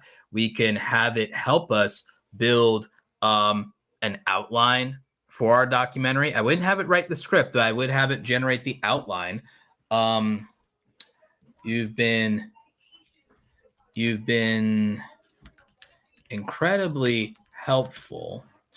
What do you think should be the approach for an outline on the Bill Gates documentary? And what should be the angle and focal point of the storytelling? How can we establish conflict?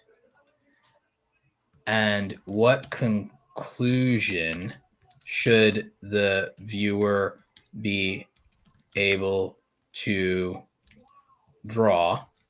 And what is our initial leading question for the audience?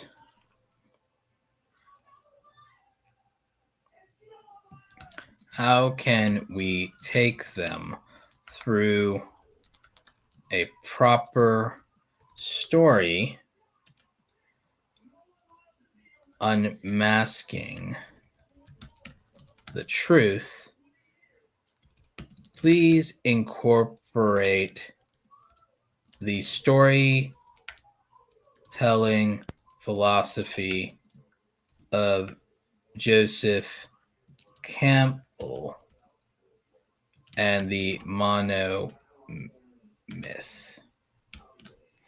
So again, only reason I can ask it to do something very specific is because of my own understanding of storytelling and writing, and having a background in being able to do something like this. I mean, it might be beneficial for people to even consider taking an online creative writing course or taking a creative writing course at their community college, and that kind of thing would help.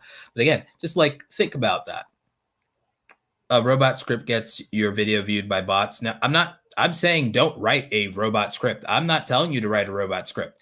I'm telling you to use it to help you storyboard specifically to just use storyboarding and to help you generate an outline.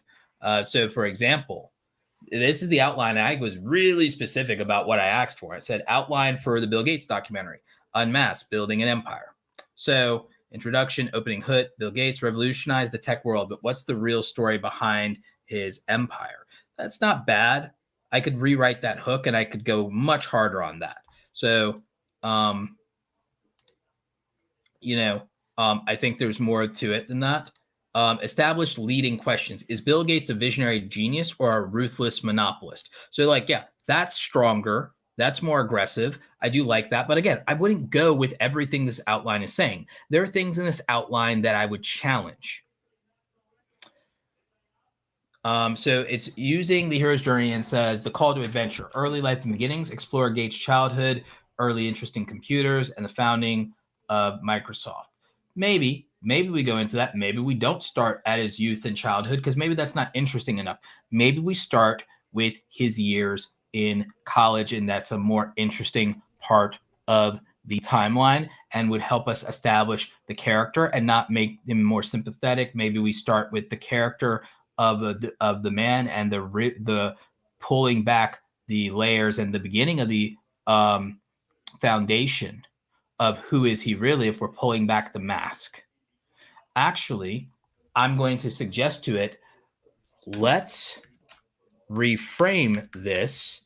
I understand where you were initially going, but I want for this series for us to focus on early adult life, establishing character and challenging it throughout the throughout the journey, consider how we can literally pull back the mask and the layers of dubious behavior that contrast with the established public image, suggesting it may, in fact, be a facade that is concealing deeper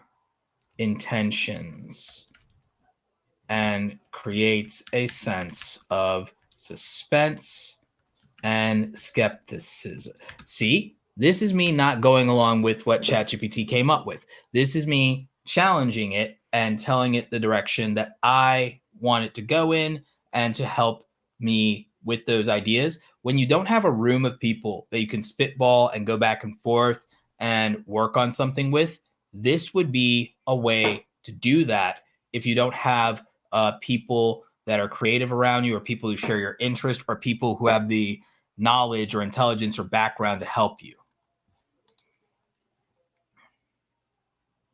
So the hook it came up with is Bill Gates revolutionized the tech world, but is his public image hiding a darker truth? Oh, that's good. That's intriguing. That works. And then we could go with some facts and some history, and then it asks the leading question. So is Bill Gates a visionary genius or a master of manipulation? Ooh, see, that's like the chills, the gotcha. Oh, there you go. So early adult life and putting on the mask, the foundation of Microsoft. Oh, that's the juicy stuff. Explore Bill Gates' early life, the creation of Microsoft, and his rise to prominence. Public image. Establish the public image of Gates as a technology prodigy and visionary leader. Initial success. Highlight the success that cemented his status in the world. Pulling back the mask. Early dubious behavior. Aggressive business tactics. Detail the aggressive strategies used to outmaneuver competitors and dominate the market. Legal gray areas. Discuss the early legal challenges and ethical concerns raised by business practices. So this is really good. So then I would ask ChatGPT, this is an excellent start. Where should I begin my own research for this? And what would be a good list of references for that research? So instead of asking ChatGPT to do the research for me, I'm having it give me a list of books, biographies, interviews, and documentaries. This also would provide me with a place that I could get clips, facts, and I can get these for myself. And so it's telling me how to conduct my investigation. I'm not asking it to do it for me.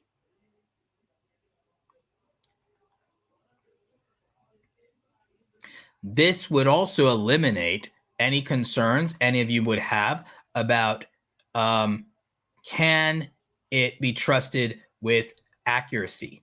So the thing is, instead of asking it for these facts or so-called facts or insights, I'm asking it where I should begin to do my own research, conduct my own investigation, and it's running all of that down for me and creating the bibliography by which I can cite my own sources. So it's providing for me a bibliography where I could then draw my own conclusions and cite my own sources. So the thing is, it's helping me to do my work instead of doing my work for me. And this would be the more practical and ethical way to use ChatGPT to help you develop your content. So you see how we can use it to help us, and how we can use AI tools to help us develop the art direction for our thumbnails and our photography, like what I did with having it generate this. And then it can help us then and give us the list of stock photo images that we could search for to be able to build this out. We have like kind of our overall layout that we could create. And so we have that mock-up and composition that we can do. We have a basis for some of our outlines and some of our packaging and framing. We were able to combat it to kind of come up with the beginnings of our title, and we could refine that title until we're satisfied and it checks certain boxes and certain psychological triggers. We have a means of streamlining the process to be more efficient and give us the kind of help that would normally take a team of people, or to speed up our ideation process, narrow down where we should focus our research to build something out. And so now all of a sudden, something that should take me 100 hours by myself might take me 40 hours by myself. It even could help me figure out which interviews and such that I should use to source some of my B-roll and some of my sound bites and clips. So again, this is how you would actually and ethically use ChatGPT correctly for helping you build out your content. So now we have the means of doing our research material. We have an outline and structure for the storytelling of our video that would make sense. We have a line of inquiry to help fill out those details. And to do that, once we write our script, we could have it analyze, audit, and grade our script for us and make recommendations for us to then adjust it and do it ourselves. It could even estimate the runtime of our video based on our script for us. And we have the ability to help with the art direction for our thumbnails, for us to give direction to our thumbnail artist or to build it ourselves. And references for the stock footage materials that we need to make that thumbnail. So we have a way to decipher and to get quality topics from this. We have a way to craft effective titles. We have a way to get the art direction and resources for our thumbnails, an outline for our videos, the refinement of our initial hooks in the videos, the direction that we want to go in, the structure, and then a way to refine and revise our script once we write our script and do our own research. We have a way to narrow the line of inquiry of our research and go into this. So again, that's the correct way, in my opinion, to use AI tools as a co-pilot for you as a content creator. And then even with certain things in MidJourney and Adobe and such, you in theory could use that for generating some of your assets. I'm going to see how MidJourney handles specifically a request that I can generate for it. So let me see. I'm going to, in MidJourney, craft a prompt to kind of give us a thumbnail. Let's see.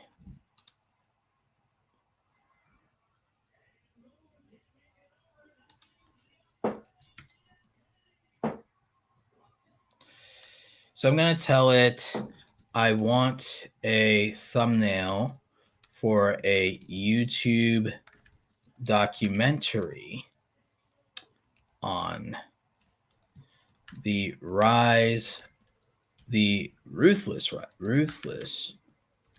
rise of Jeff Bezos.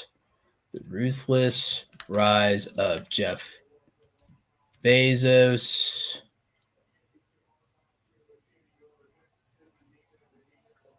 I want it to be Marvel style and aesthetics, tech aesthetics, vibrant, flat, vexel, distressed look, dark aesthetics.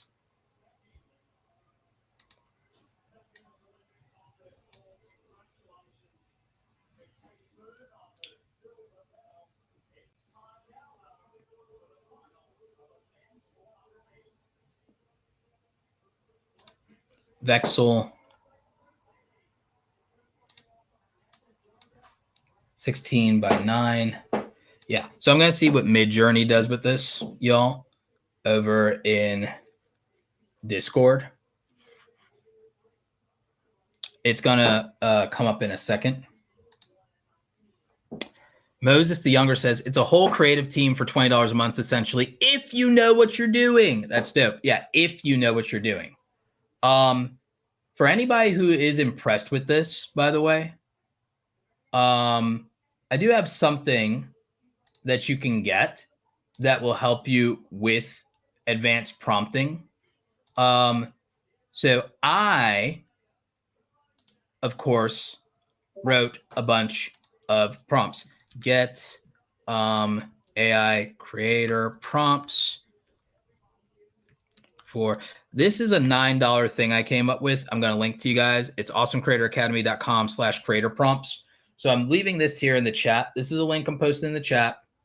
I'll leave it in the description of the video as well. If you've been impressed with what I've been able to do with ChatGPT, you can go ahead and you can get 200 of my AI creator prompts. And I do update this with new prompts. I'll probably literally be updating it tonight and tomorrow with some of the prompts we came up with here. But, you know, this is, I think, a great deal for $9.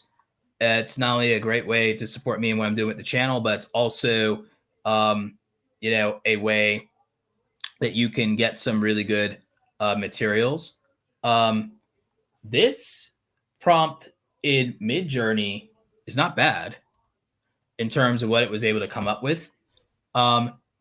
The one thing it didn't do was it didn't do the 16:9 aspect ratio that I want. I need to know where I went wrong there. But in terms of conceptually, this is really good for the Bezos stuff. In terms of art direction, it's really strong art direction. So yeah, you guys can check out creator prompts. I've got the link for you in the description. It's $9. And I give you all of my advanced creator prompts. Let me see.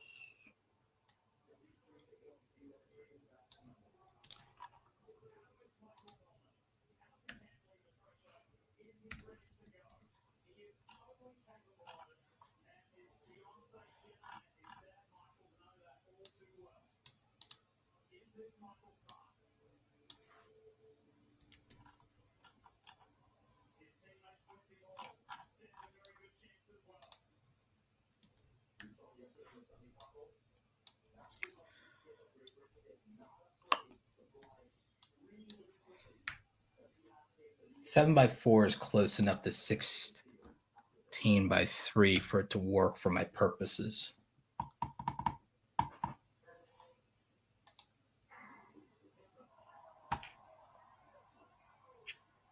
Thank you, Moses.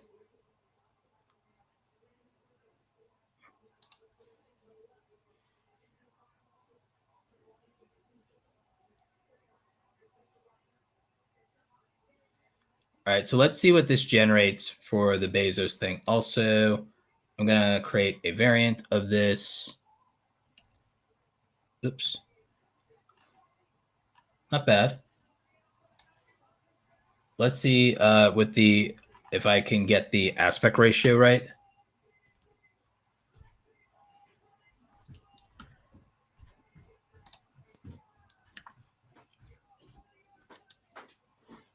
Let's see. Double dash. 16:9. Yep, that should do it.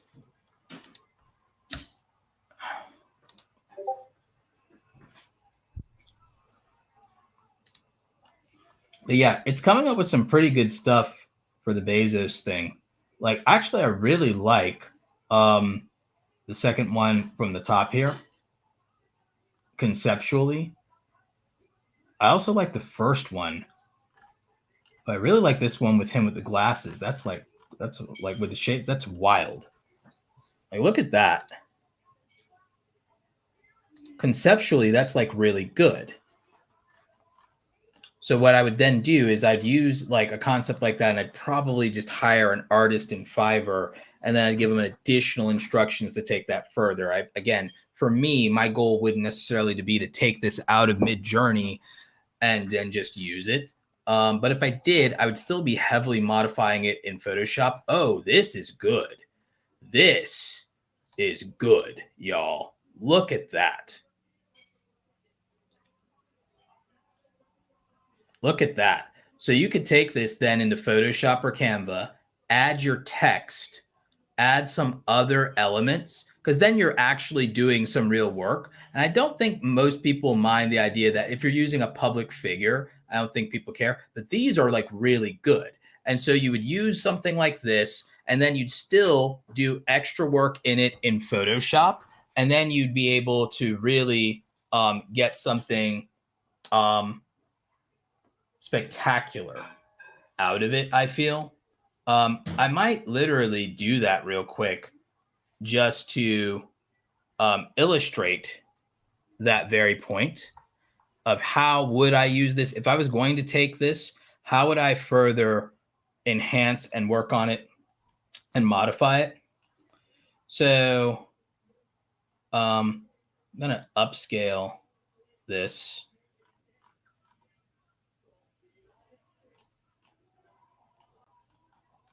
I'm going to upscale this as an example.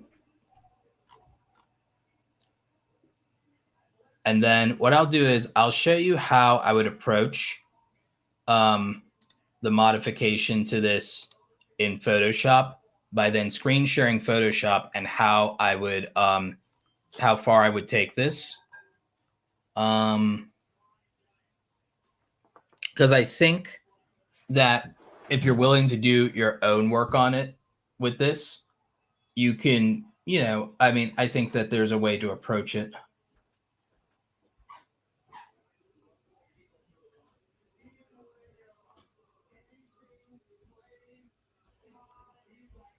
Because I think that I would still heavily modify this to where MidJourney would have literally only done about maybe 20% of the work for me. So if I take this and I literally copy image, and I'm going to share my Photoshop screen with you guys. Photoshop, untitled RGB layer. Yep. So Photoshop. So for example, I take this in Photoshop. I'm going to convert this to a smart object.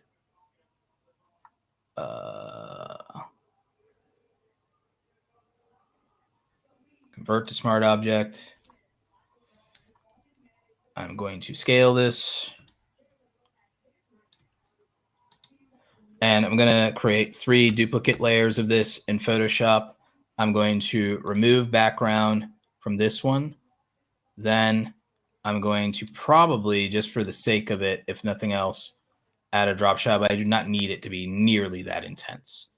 Do not need to drop. So 50 is more than enough for a drop shadow. I might do another drop shadow at 19 or 20 with more size, less spread, maybe. Let me see something.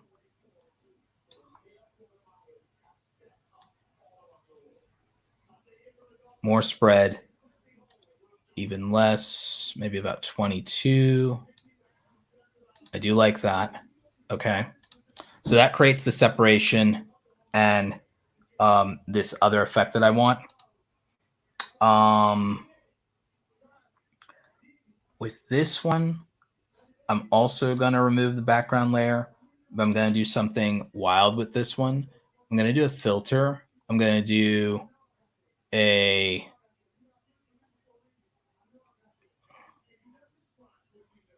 motion blur effect.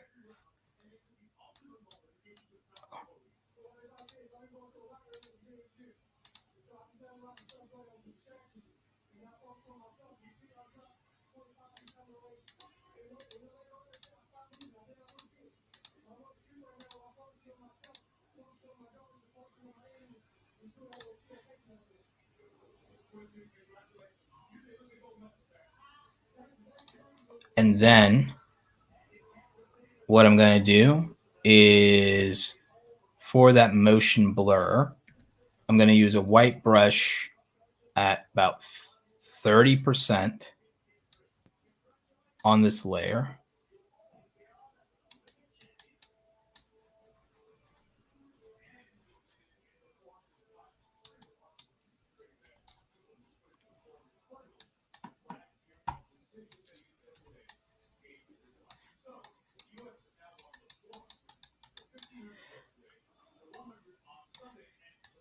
And you're gonna get the point with this distressed look thing that I'm doing here in a second. It'll make a little bit more sense. Because I can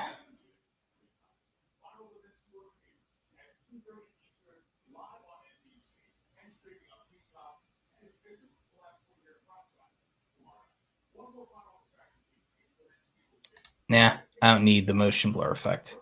I can actually kill that off. And I can kill that layer mask. I can do something else with that. I don't need to do that. What I can do, however, is in MidJourney.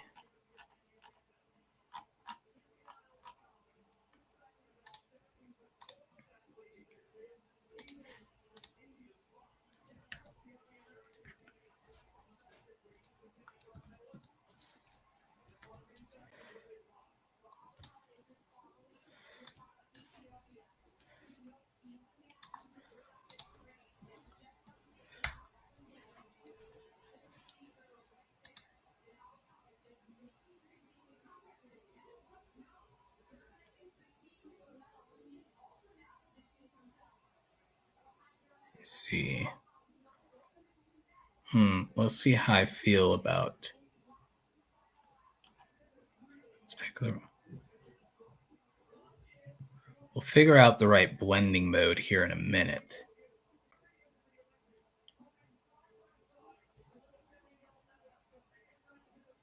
Not hard light. Probably closer to screen, maybe.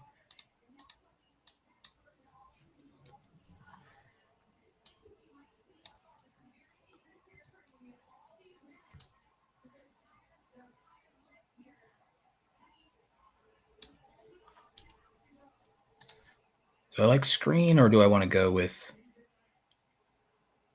not linear burn, not darken, overlay? Nope. Don't like that. Hard light, maybe? Soft light? If I went with anything.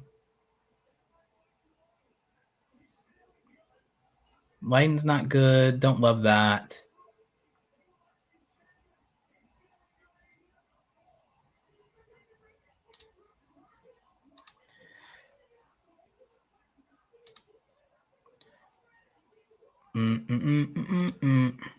Maybe if we adjust the hue and saturation, or even just the saturation.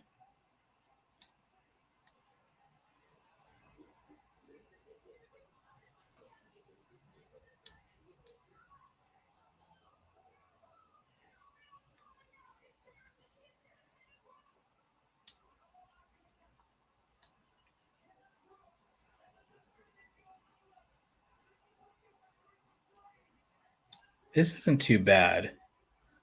Still just some work here, but this isn't too bad.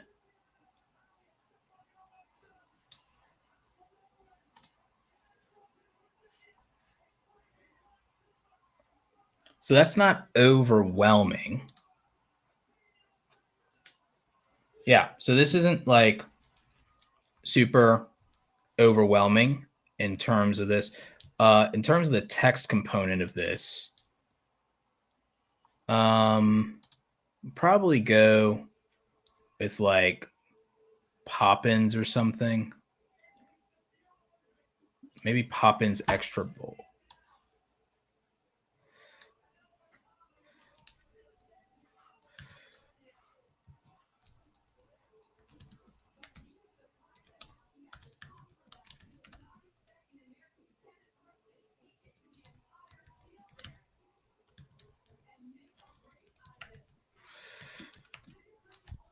Initially, so we can see this, we're going to do white, obviously, so we can see it.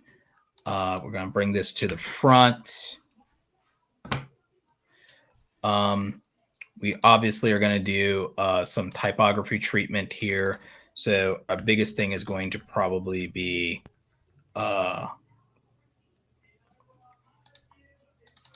Jeff Bezos. We probably don't need this to be extra bold. This could be semi-bold.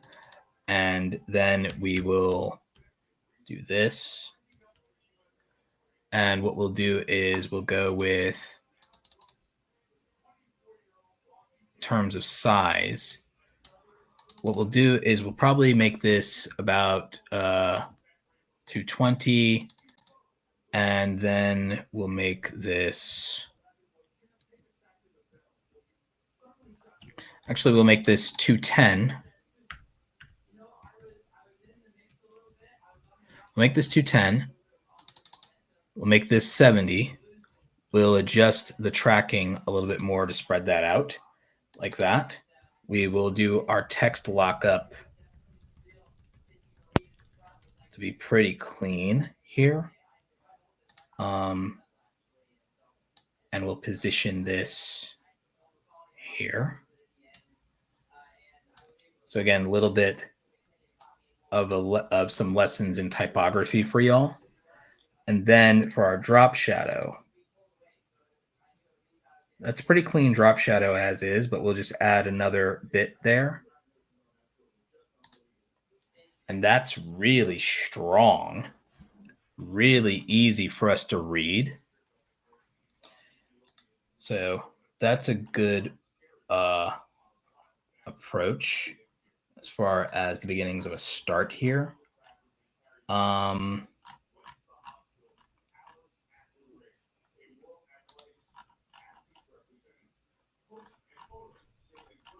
Let's see.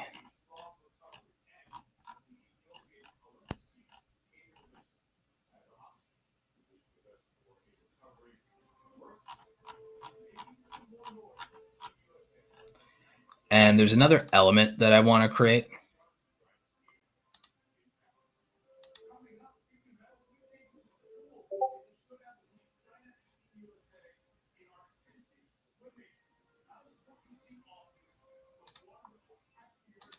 You gotta love having trolls come into the chat, right?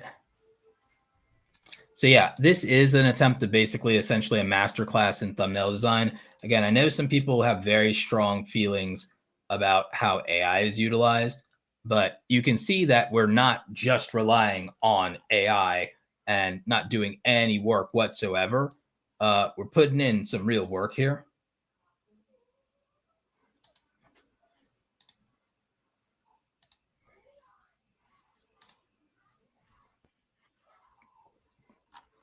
Let's see. So I'm generating another upscale sample of Jeff Bezos to put with this. Let's see. We did center this text, but I do feel like from just a visual standpoint, it could be a little bit better. So from a visual standpoint, while it might technically be correct, this is just going to look better moving the text over that way. Maybe we can move it down just a little bit more for that. So there's some subtlety there.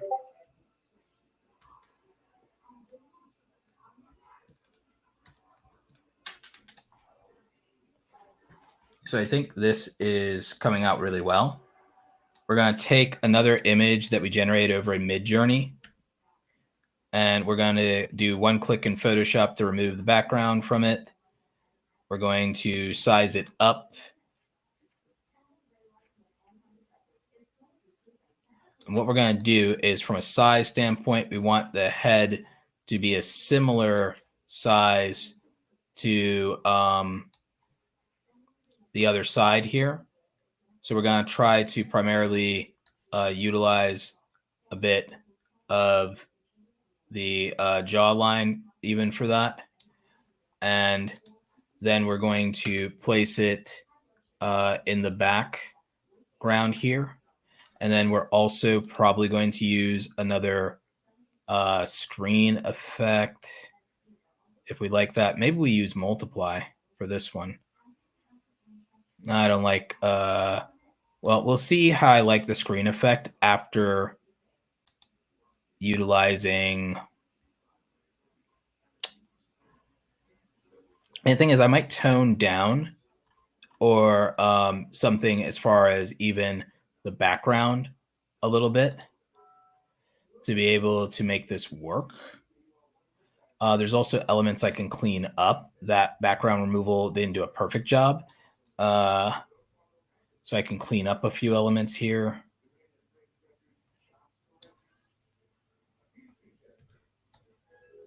If I was wanting to get this all perfect, obviously I'd be using my Wacom tablet to do a little bit more work with that. But for our purposes and for demonstration, this will be fine. Now, again, what we're going to do here is we are going to have our background.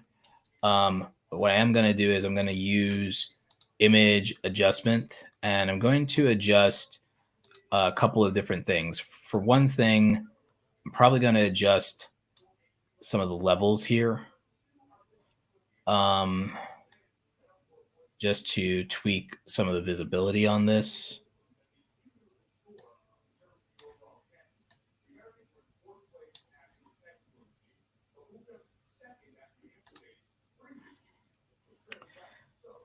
And then in terms of the background itself, if I were to remove this, how do I feel about this background?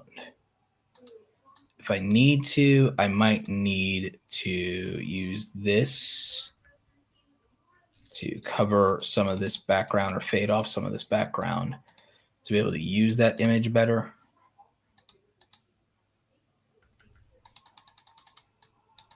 For the face. And then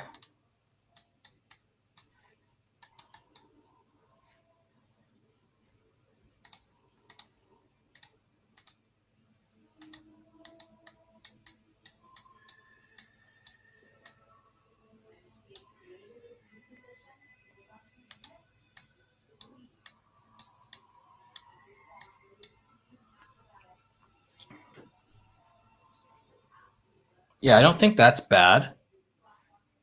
What do y'all think in the comments? In the comments, what do you think? Could you pick up a bit of the gray blue for the drop shadow? That would be a bit much. Great.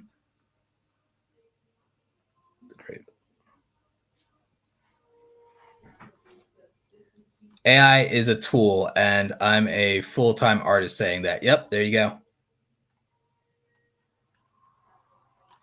So yeah, so I think that this isn't bad. And again, we were able to accomplish this by using actual Photoshop know-how, but we were able to create the beginnings of the assets for it, specifically using MidJourney to generate this. We got some inspiration from ChatGPT. I mean, so that's pretty baller, I would say. I would say that's pretty baller in terms of making like a thumbnail design. And we still had to do our own work. We still had to absolutely do our own work. And we had to know what we were doing in Photoshop. That's why these things are supplemental tools. I don't feel like they could do everything for you. I don't think it's appropriate to try to use an AI tool to generate every aspect of your thumbnail, but to be able to use it, combine assets, combine your own know-how. I had to know what I had to know about typography, blend modes, drop shadow, layering, overall composition. And then I still had to know a lot of design terminology to create the advanced prompt that would generate the assets that we use to make the poster. So you can't just, I'm gonna just throw it into an AI tool and it's gonna do all the work and it's gonna craft the prompt. There is an actual sophistication to prompt engineering and to writing prompts well and correctly.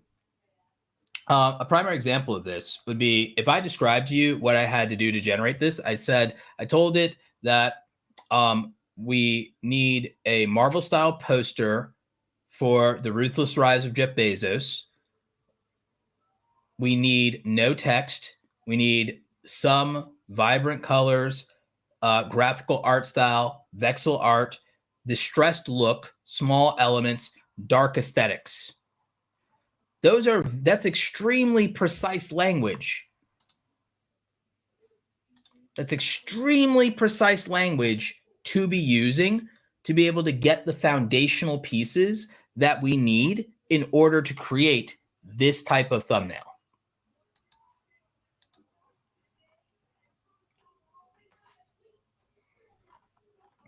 So you can see why I look at AI as a co-pilot and a creation tool, and not as far as it generating the final product by itself, and why I think we're supposed to work with the technology and not have the technology do everything for us. I think you can start to understand it and where I'm coming from and my perspective on it, giving you saw how it was able to help us with our title and our topics and how it took a collaborative effort to get the best out of it. On its own, it was not going to be able to come up with a good title. On its own, it was not going to be able to come with a good thumbnail mock-up. On its own, it was not going to be able to do the outline and concept work. So I would stress so much to all of you that you should not overly lean on AI and have the expectation that it's going to do everything for you and that it can do everything perfectly or effectively, but that it will do it in proportion to how good your inputs are. And you do have to have some basic understanding of the foundational parts of things like design, like photography. Understanding color theory could help you very specifically. Composition, lighting terminology, telling it things like dynamic lighting, telling it something like high contrast, telling it those things would make a difference in the outputs that you get. So this is just like one example. I think I could probably do one more. I'm really curious as to what it could do if I ask it to do this with regard to the Bill Gates thumbnail.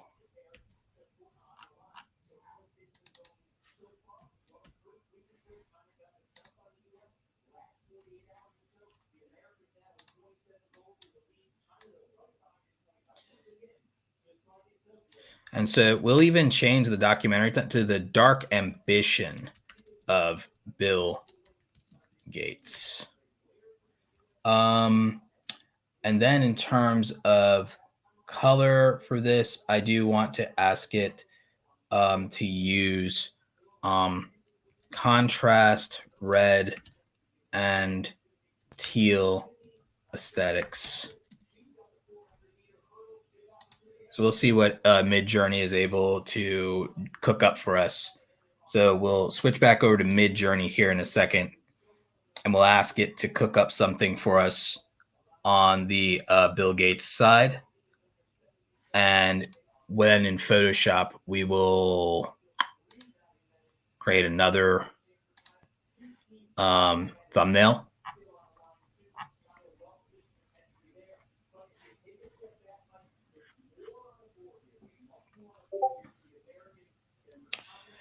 Ooh, this is good. Y'all gonna be fascinated with this.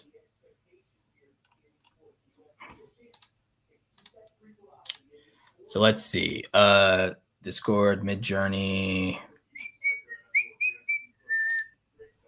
Yep. All right. Y'all are gonna freak out with this. This is clutch. Come on, Discord. I don't know how to make Discord collapse the rest of this stuff so that you could just see what I want you to see, but boom. Like that one's actually in the bottom. The top corner and the bottom corner are really good. And the red and teal, I think, were a good touch. Oh, that's pretty good. Dobby looking number 3. Yeah.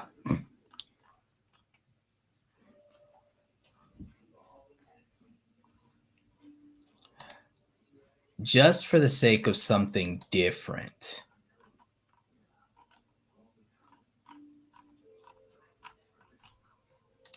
Just for the sake of something different, we might start the process of our Photoshop. I'll show you in a second what I'm doing, but I think this will be interesting.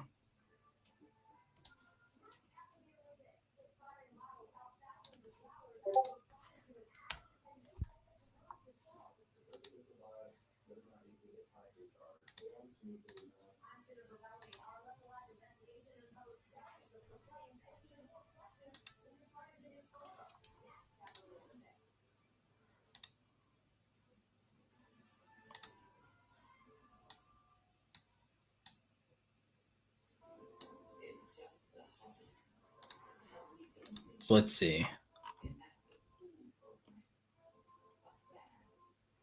Oh, wow. That one's good. That one in the top left is really good.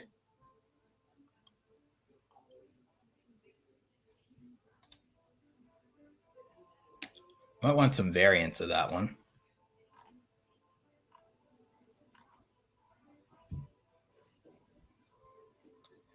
So what I'm going to do is I'm going to give it the same prompt,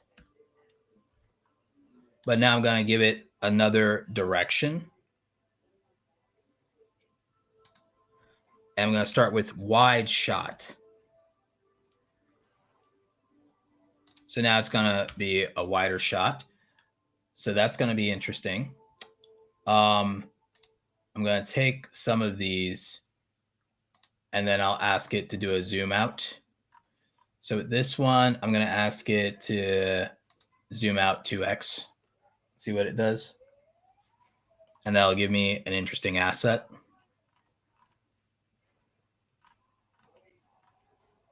I'm going to ask it on this one to give me a zoom out 1.5x.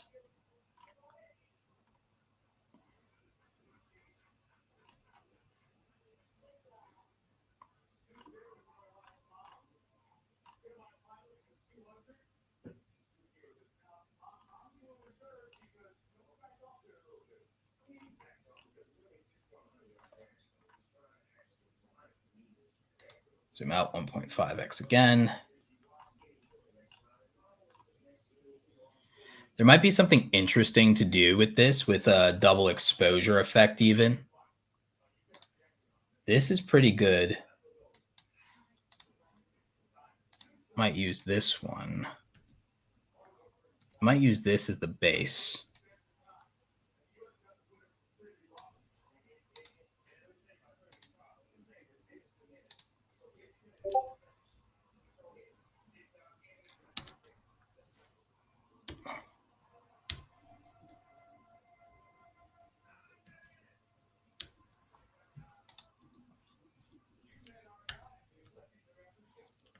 Let's see. And I'll be able to show you guys what I'm doing here in just a brief moment.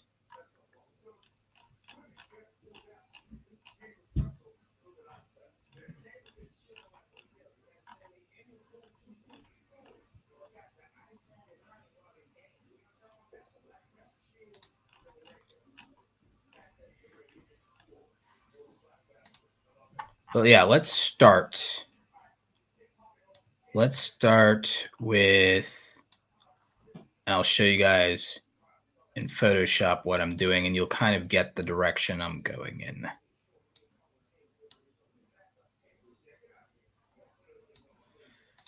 Because I kind of have this idea that's almost like, in a weird way, an Obey Giant type inspired aesthetic.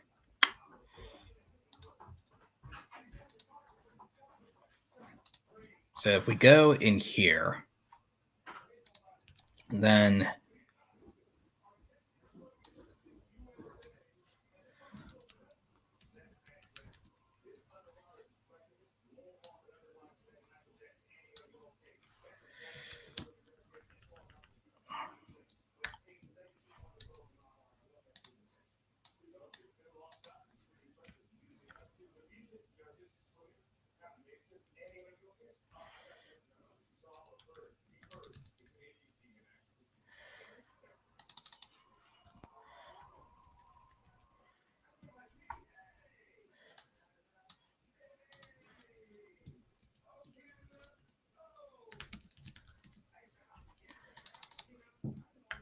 And we're going to just do some text blocking here.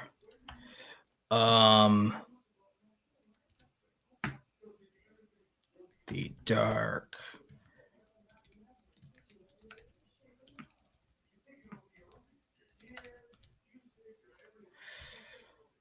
So we're going to do some very creative text blocking. And what we're going to do is none of this is going to need that effect.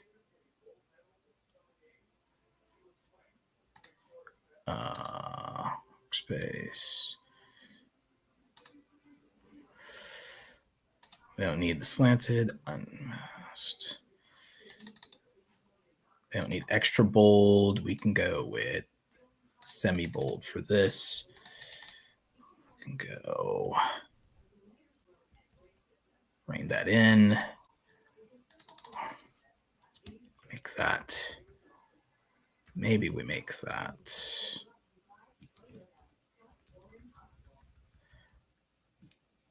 bigger.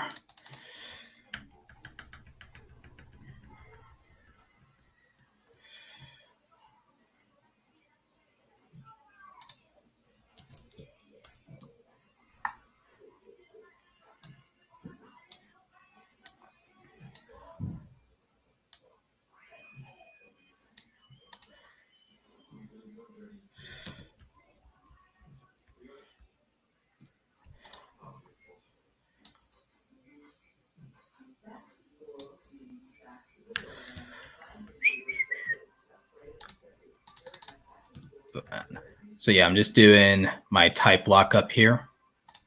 And you'll understand exactly where I'm going with this very shortly. But I think a lot of you can already kind of see it. And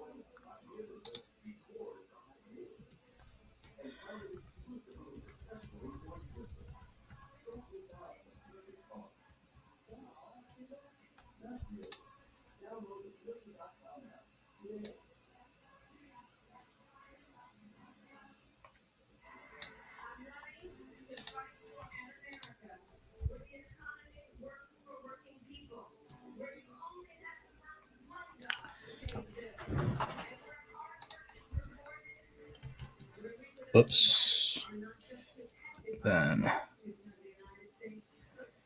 And then I'm matching that kind of with the beginning of the eye line there for the glasses.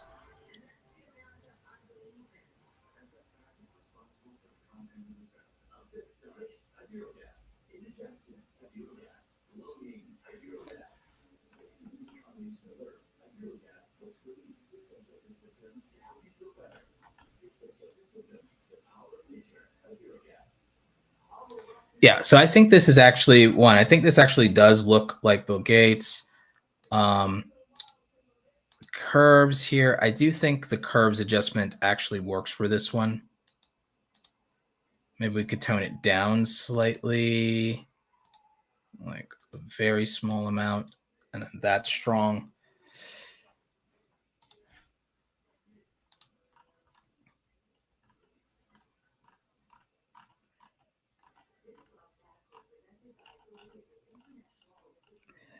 And then I feel like from an element standpoint, you'd want to put something in the abstract in this area, maybe not necessarily a picture of Gates or anything like that, but maybe either something more like a cityscape or industrial or something else that might be an abstract. I think it's optional to go with drop shadow with this or not. But if we do, I don't think we do it exactly the same way as we did previously. If we do, I think it actually goes not quite in this direction. Give me a second. Probably not nearly as dark.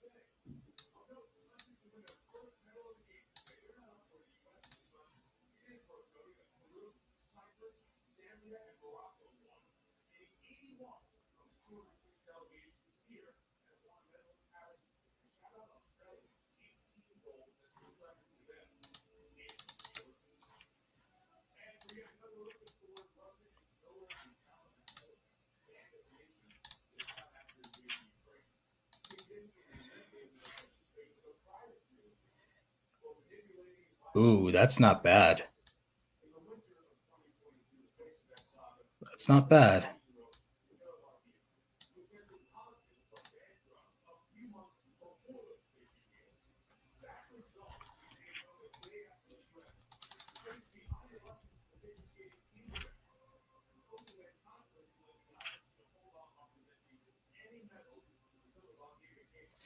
Yeah, I think that that's actually really close to what could be something like final for this.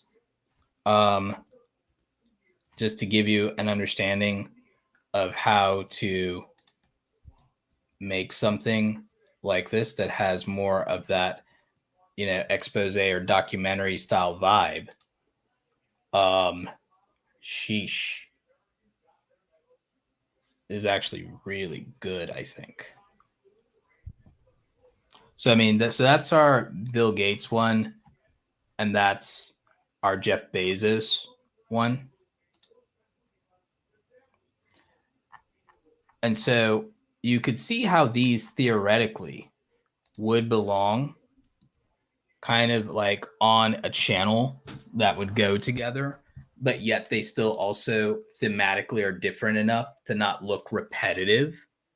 And again, we were able to get a lot of really good guidance on this from, you know, the art direction that we asked for in ChatGPT, and then we were able to generate the assets in MidJourney. Then we were able to assemble the assets and make the real design work happen in Photoshop. And we could take this even further and polish this even further. There are some things that I feel like I could do to this that would enhance it a little bit. Some of those things might seem superficial at a glance, but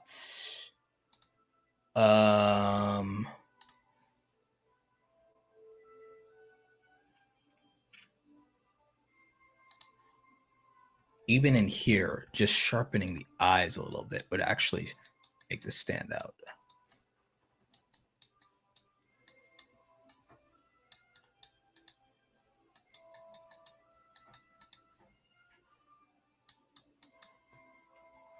So yeah, so like there's, you know, so even just doing something like that.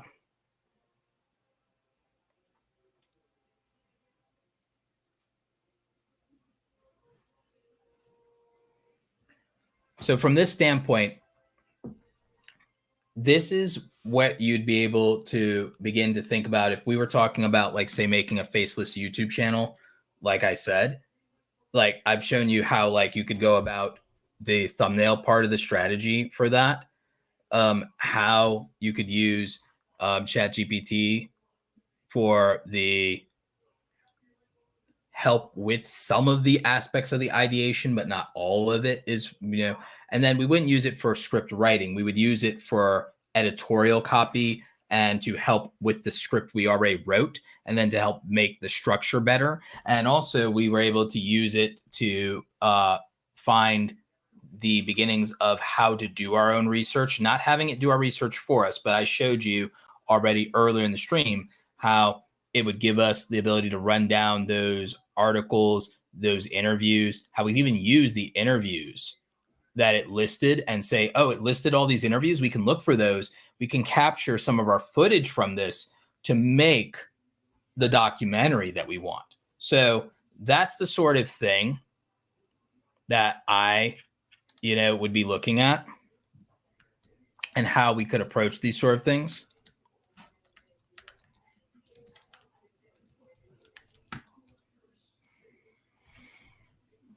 And that's why I think AI is actually just more of a companion tool than anything. I showed you how we can make clips to repurpose in OpusClip from our own footage, and then also how its refinements, its editors, its AI B-roll is doing really well.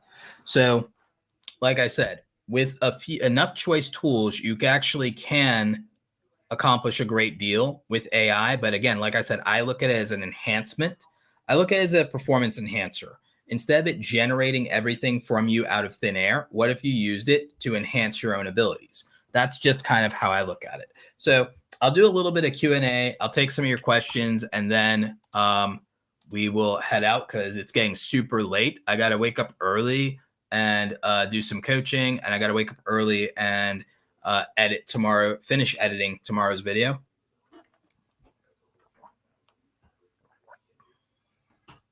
So we'll do a last round of questions, and then we will all head out.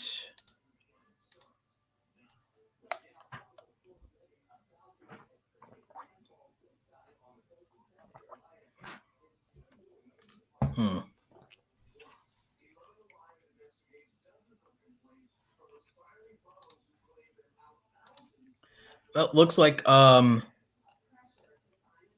see. Yeah, Epidemic Sound's a great place for music.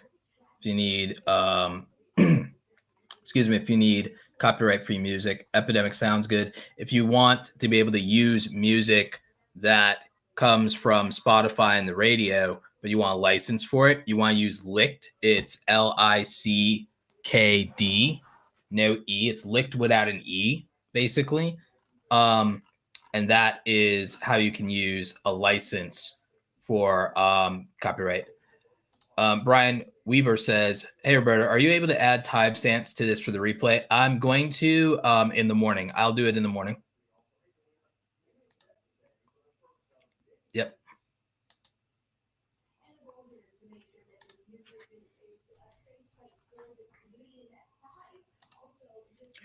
The artist Haven says, hey, Tish, I'm just starting my AI journey. Is there any ones that aren't worth the money? I'm definitely on a budget for now. MidJourney is worth the money, and ChatGPT is worth the money. Opus is worth the money. For now, those are the main ones that I would focus on in terms of the creation aspect. I would just focus on mostly Opus, ChatGPT, and MidJourney would be more than enough for most people. And then if you already have Photoshop, obviously. So yeah, that would be enough. I think all in, that gets you to around 50 or 60 bucks a month or something. But it just depends on what your scenario and your use case are. The two most powerful overall for content creators are going to be a combination of ChatGPT and MidJourney. That's going to be the most powerful combination. And again, if you want prompts, get my AI creator prompts for $9 right here at awesomecreatoracademy.com.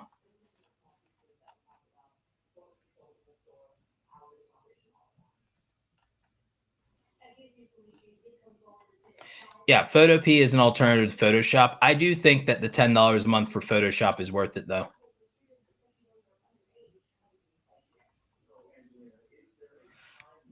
Yeah, you can also do some of this with Canva. You can't do all of it with Canva, but you can do quite a bit to get close with Canva. Absolutely.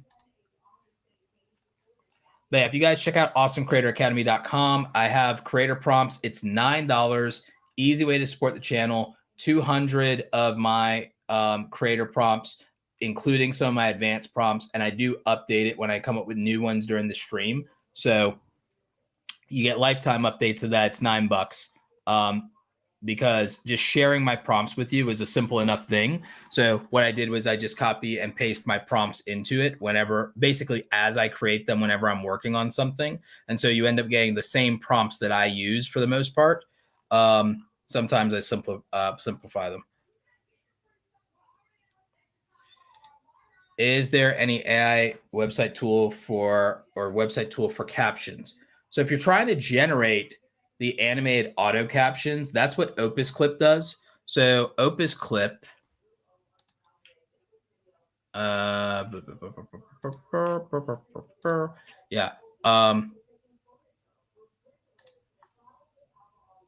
OpusClip generates animated captions for you. But what I will tell you either way is that these things work in proportion to your ability to actually practice good salesmanship and your ability to actually scale the amount of traffic that you can drive. So you can see that it does accurate animated captions there with OpusClip. So, yeah, there you go. Yes, purchasing my AI creator prompts is an even better way to support than just a super chat, because you get a product and I get to keep most of the $9 instead of splitting 30% with YouTube. So buying the AI creator prompts from me is a very easy way to support, and it technically is a better way to support. So get the AI creator prompts here. And like I said, I add new prompts to this as I come up with them. So you do get access to that. And that's a really simple thing for me to do. The value is over delivering in value, but it's a simple enough thing for me to do because I'm good at it, and just keep adding to it.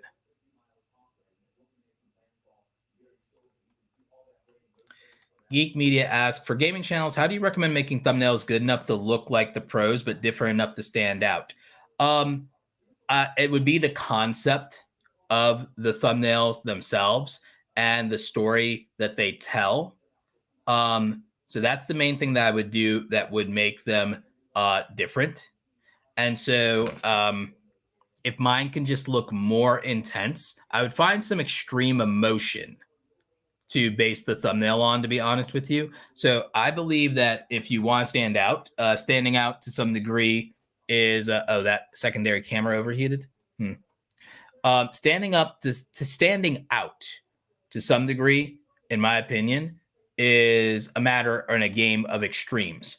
So if I want to stand out, I need to create an extreme of some kind, and that's what will help get attention. I don't believe that being neutral gets attention. So I don't think that, I mean, at least unless you're doing like information content. So I wouldn't be neutral. I would not default to neutral. I would find extreme to express in the thumbnail and even in the title. And so I believe that extremes are rewarded, unfortunately, on social media and on YouTube. Extremes are rewarded. Neutral is worthless.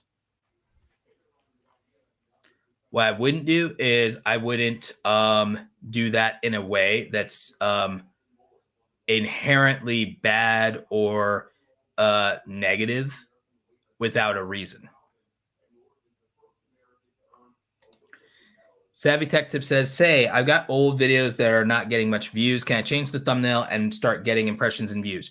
If you change the thumbnail, it's not like it re-triggers the algorithm or anything like that. The only benefit to changing the thumbnail would be if the video is still getting impressions. If the video is still getting impressions and you change the thumbnail, then it could change the click-through rate. If the click-through rate is changed and people watch the video to the end and it performs in terms of that kind of performance that shows the viewer enjoyed it by watching it to the end, it could start to promote it more and then you would get more impressions. But there's no point in changing an old video that's not getting impressions and then hoping it will get views. I would recommend that if you think the old video is good, making a new version of it with a better thumbnail and with a better title. If you think the concept or value was good, I would make a new version of it. Yeah, your goal with a thumbnail is to stop people from scrolling, which is why if you even look to the concept of thumbnail theory that is illustrated in the thumbnails that I worked on earlier, if you look at these thumbnails that I worked on earlier, the entire goal here is to stop you from scrolling and to make you specifically pay attention to these. And so it's doing that in multiple ways. One, using a recognizable figure that's a face and a household name. So Jeff Bezos, household name, recognized, and using an emotional trigger, the ruthless rise of Jeff Bezos. And this is a strong, impactful thumbnail, and the colors and contrast are bold or strong. Unmasked, the dark ambition of Bill Gates. That is attention grabbing and meant to be like, wait a minute, what's going on? What's this about? Click. So the idea of thumbnails to get views and clicks is predicated on stopping people from scrolling, making them pay attention. And you have to use not only visual elements to accomplish that, in my opinion, but psychological and storytelling elements. Psychological storytelling elements. You could also leverage familiarity bias and negativity bias. So those are psychological triggers that you would use. So again, in my opinion, the familiarity bias, sometimes, not always, but negativity bias, and also we passed the vibes check. Visually attractive. So thumbnails, these are visually attractive. Interesting at a glance. Yep, that is an interesting idea at a glance. So interesting idea at a glance.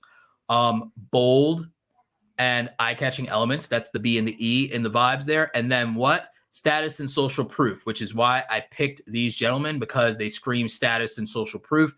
Jeff Bezos, Amazon, Bill Gates, Microsoft, people know who these guys are. So that's how I came up with the concept for these thumbnails. The concept for these thumbnails is entirely predicated on using these elements and tactics for advantage. Roberto, are you going to Vid Summit this year? I never left Texas. Long story. Yep, I'm going to be back at Vid Summit speaking this year. Yep. What percentage would you, Roberto, what percentage would you say use a view that a thumbnail would look like on a mobile phone? I use 25% in Affinity Photo. Should I use it? 25% is fine. Like if you zoom out to like 25%, like 25% or so is a good indicator of what something might look like at a phone. Like, so like about 25. So this is about what 25% would be, and if I make this full screen here, yeah. So again, this is about 25% right here.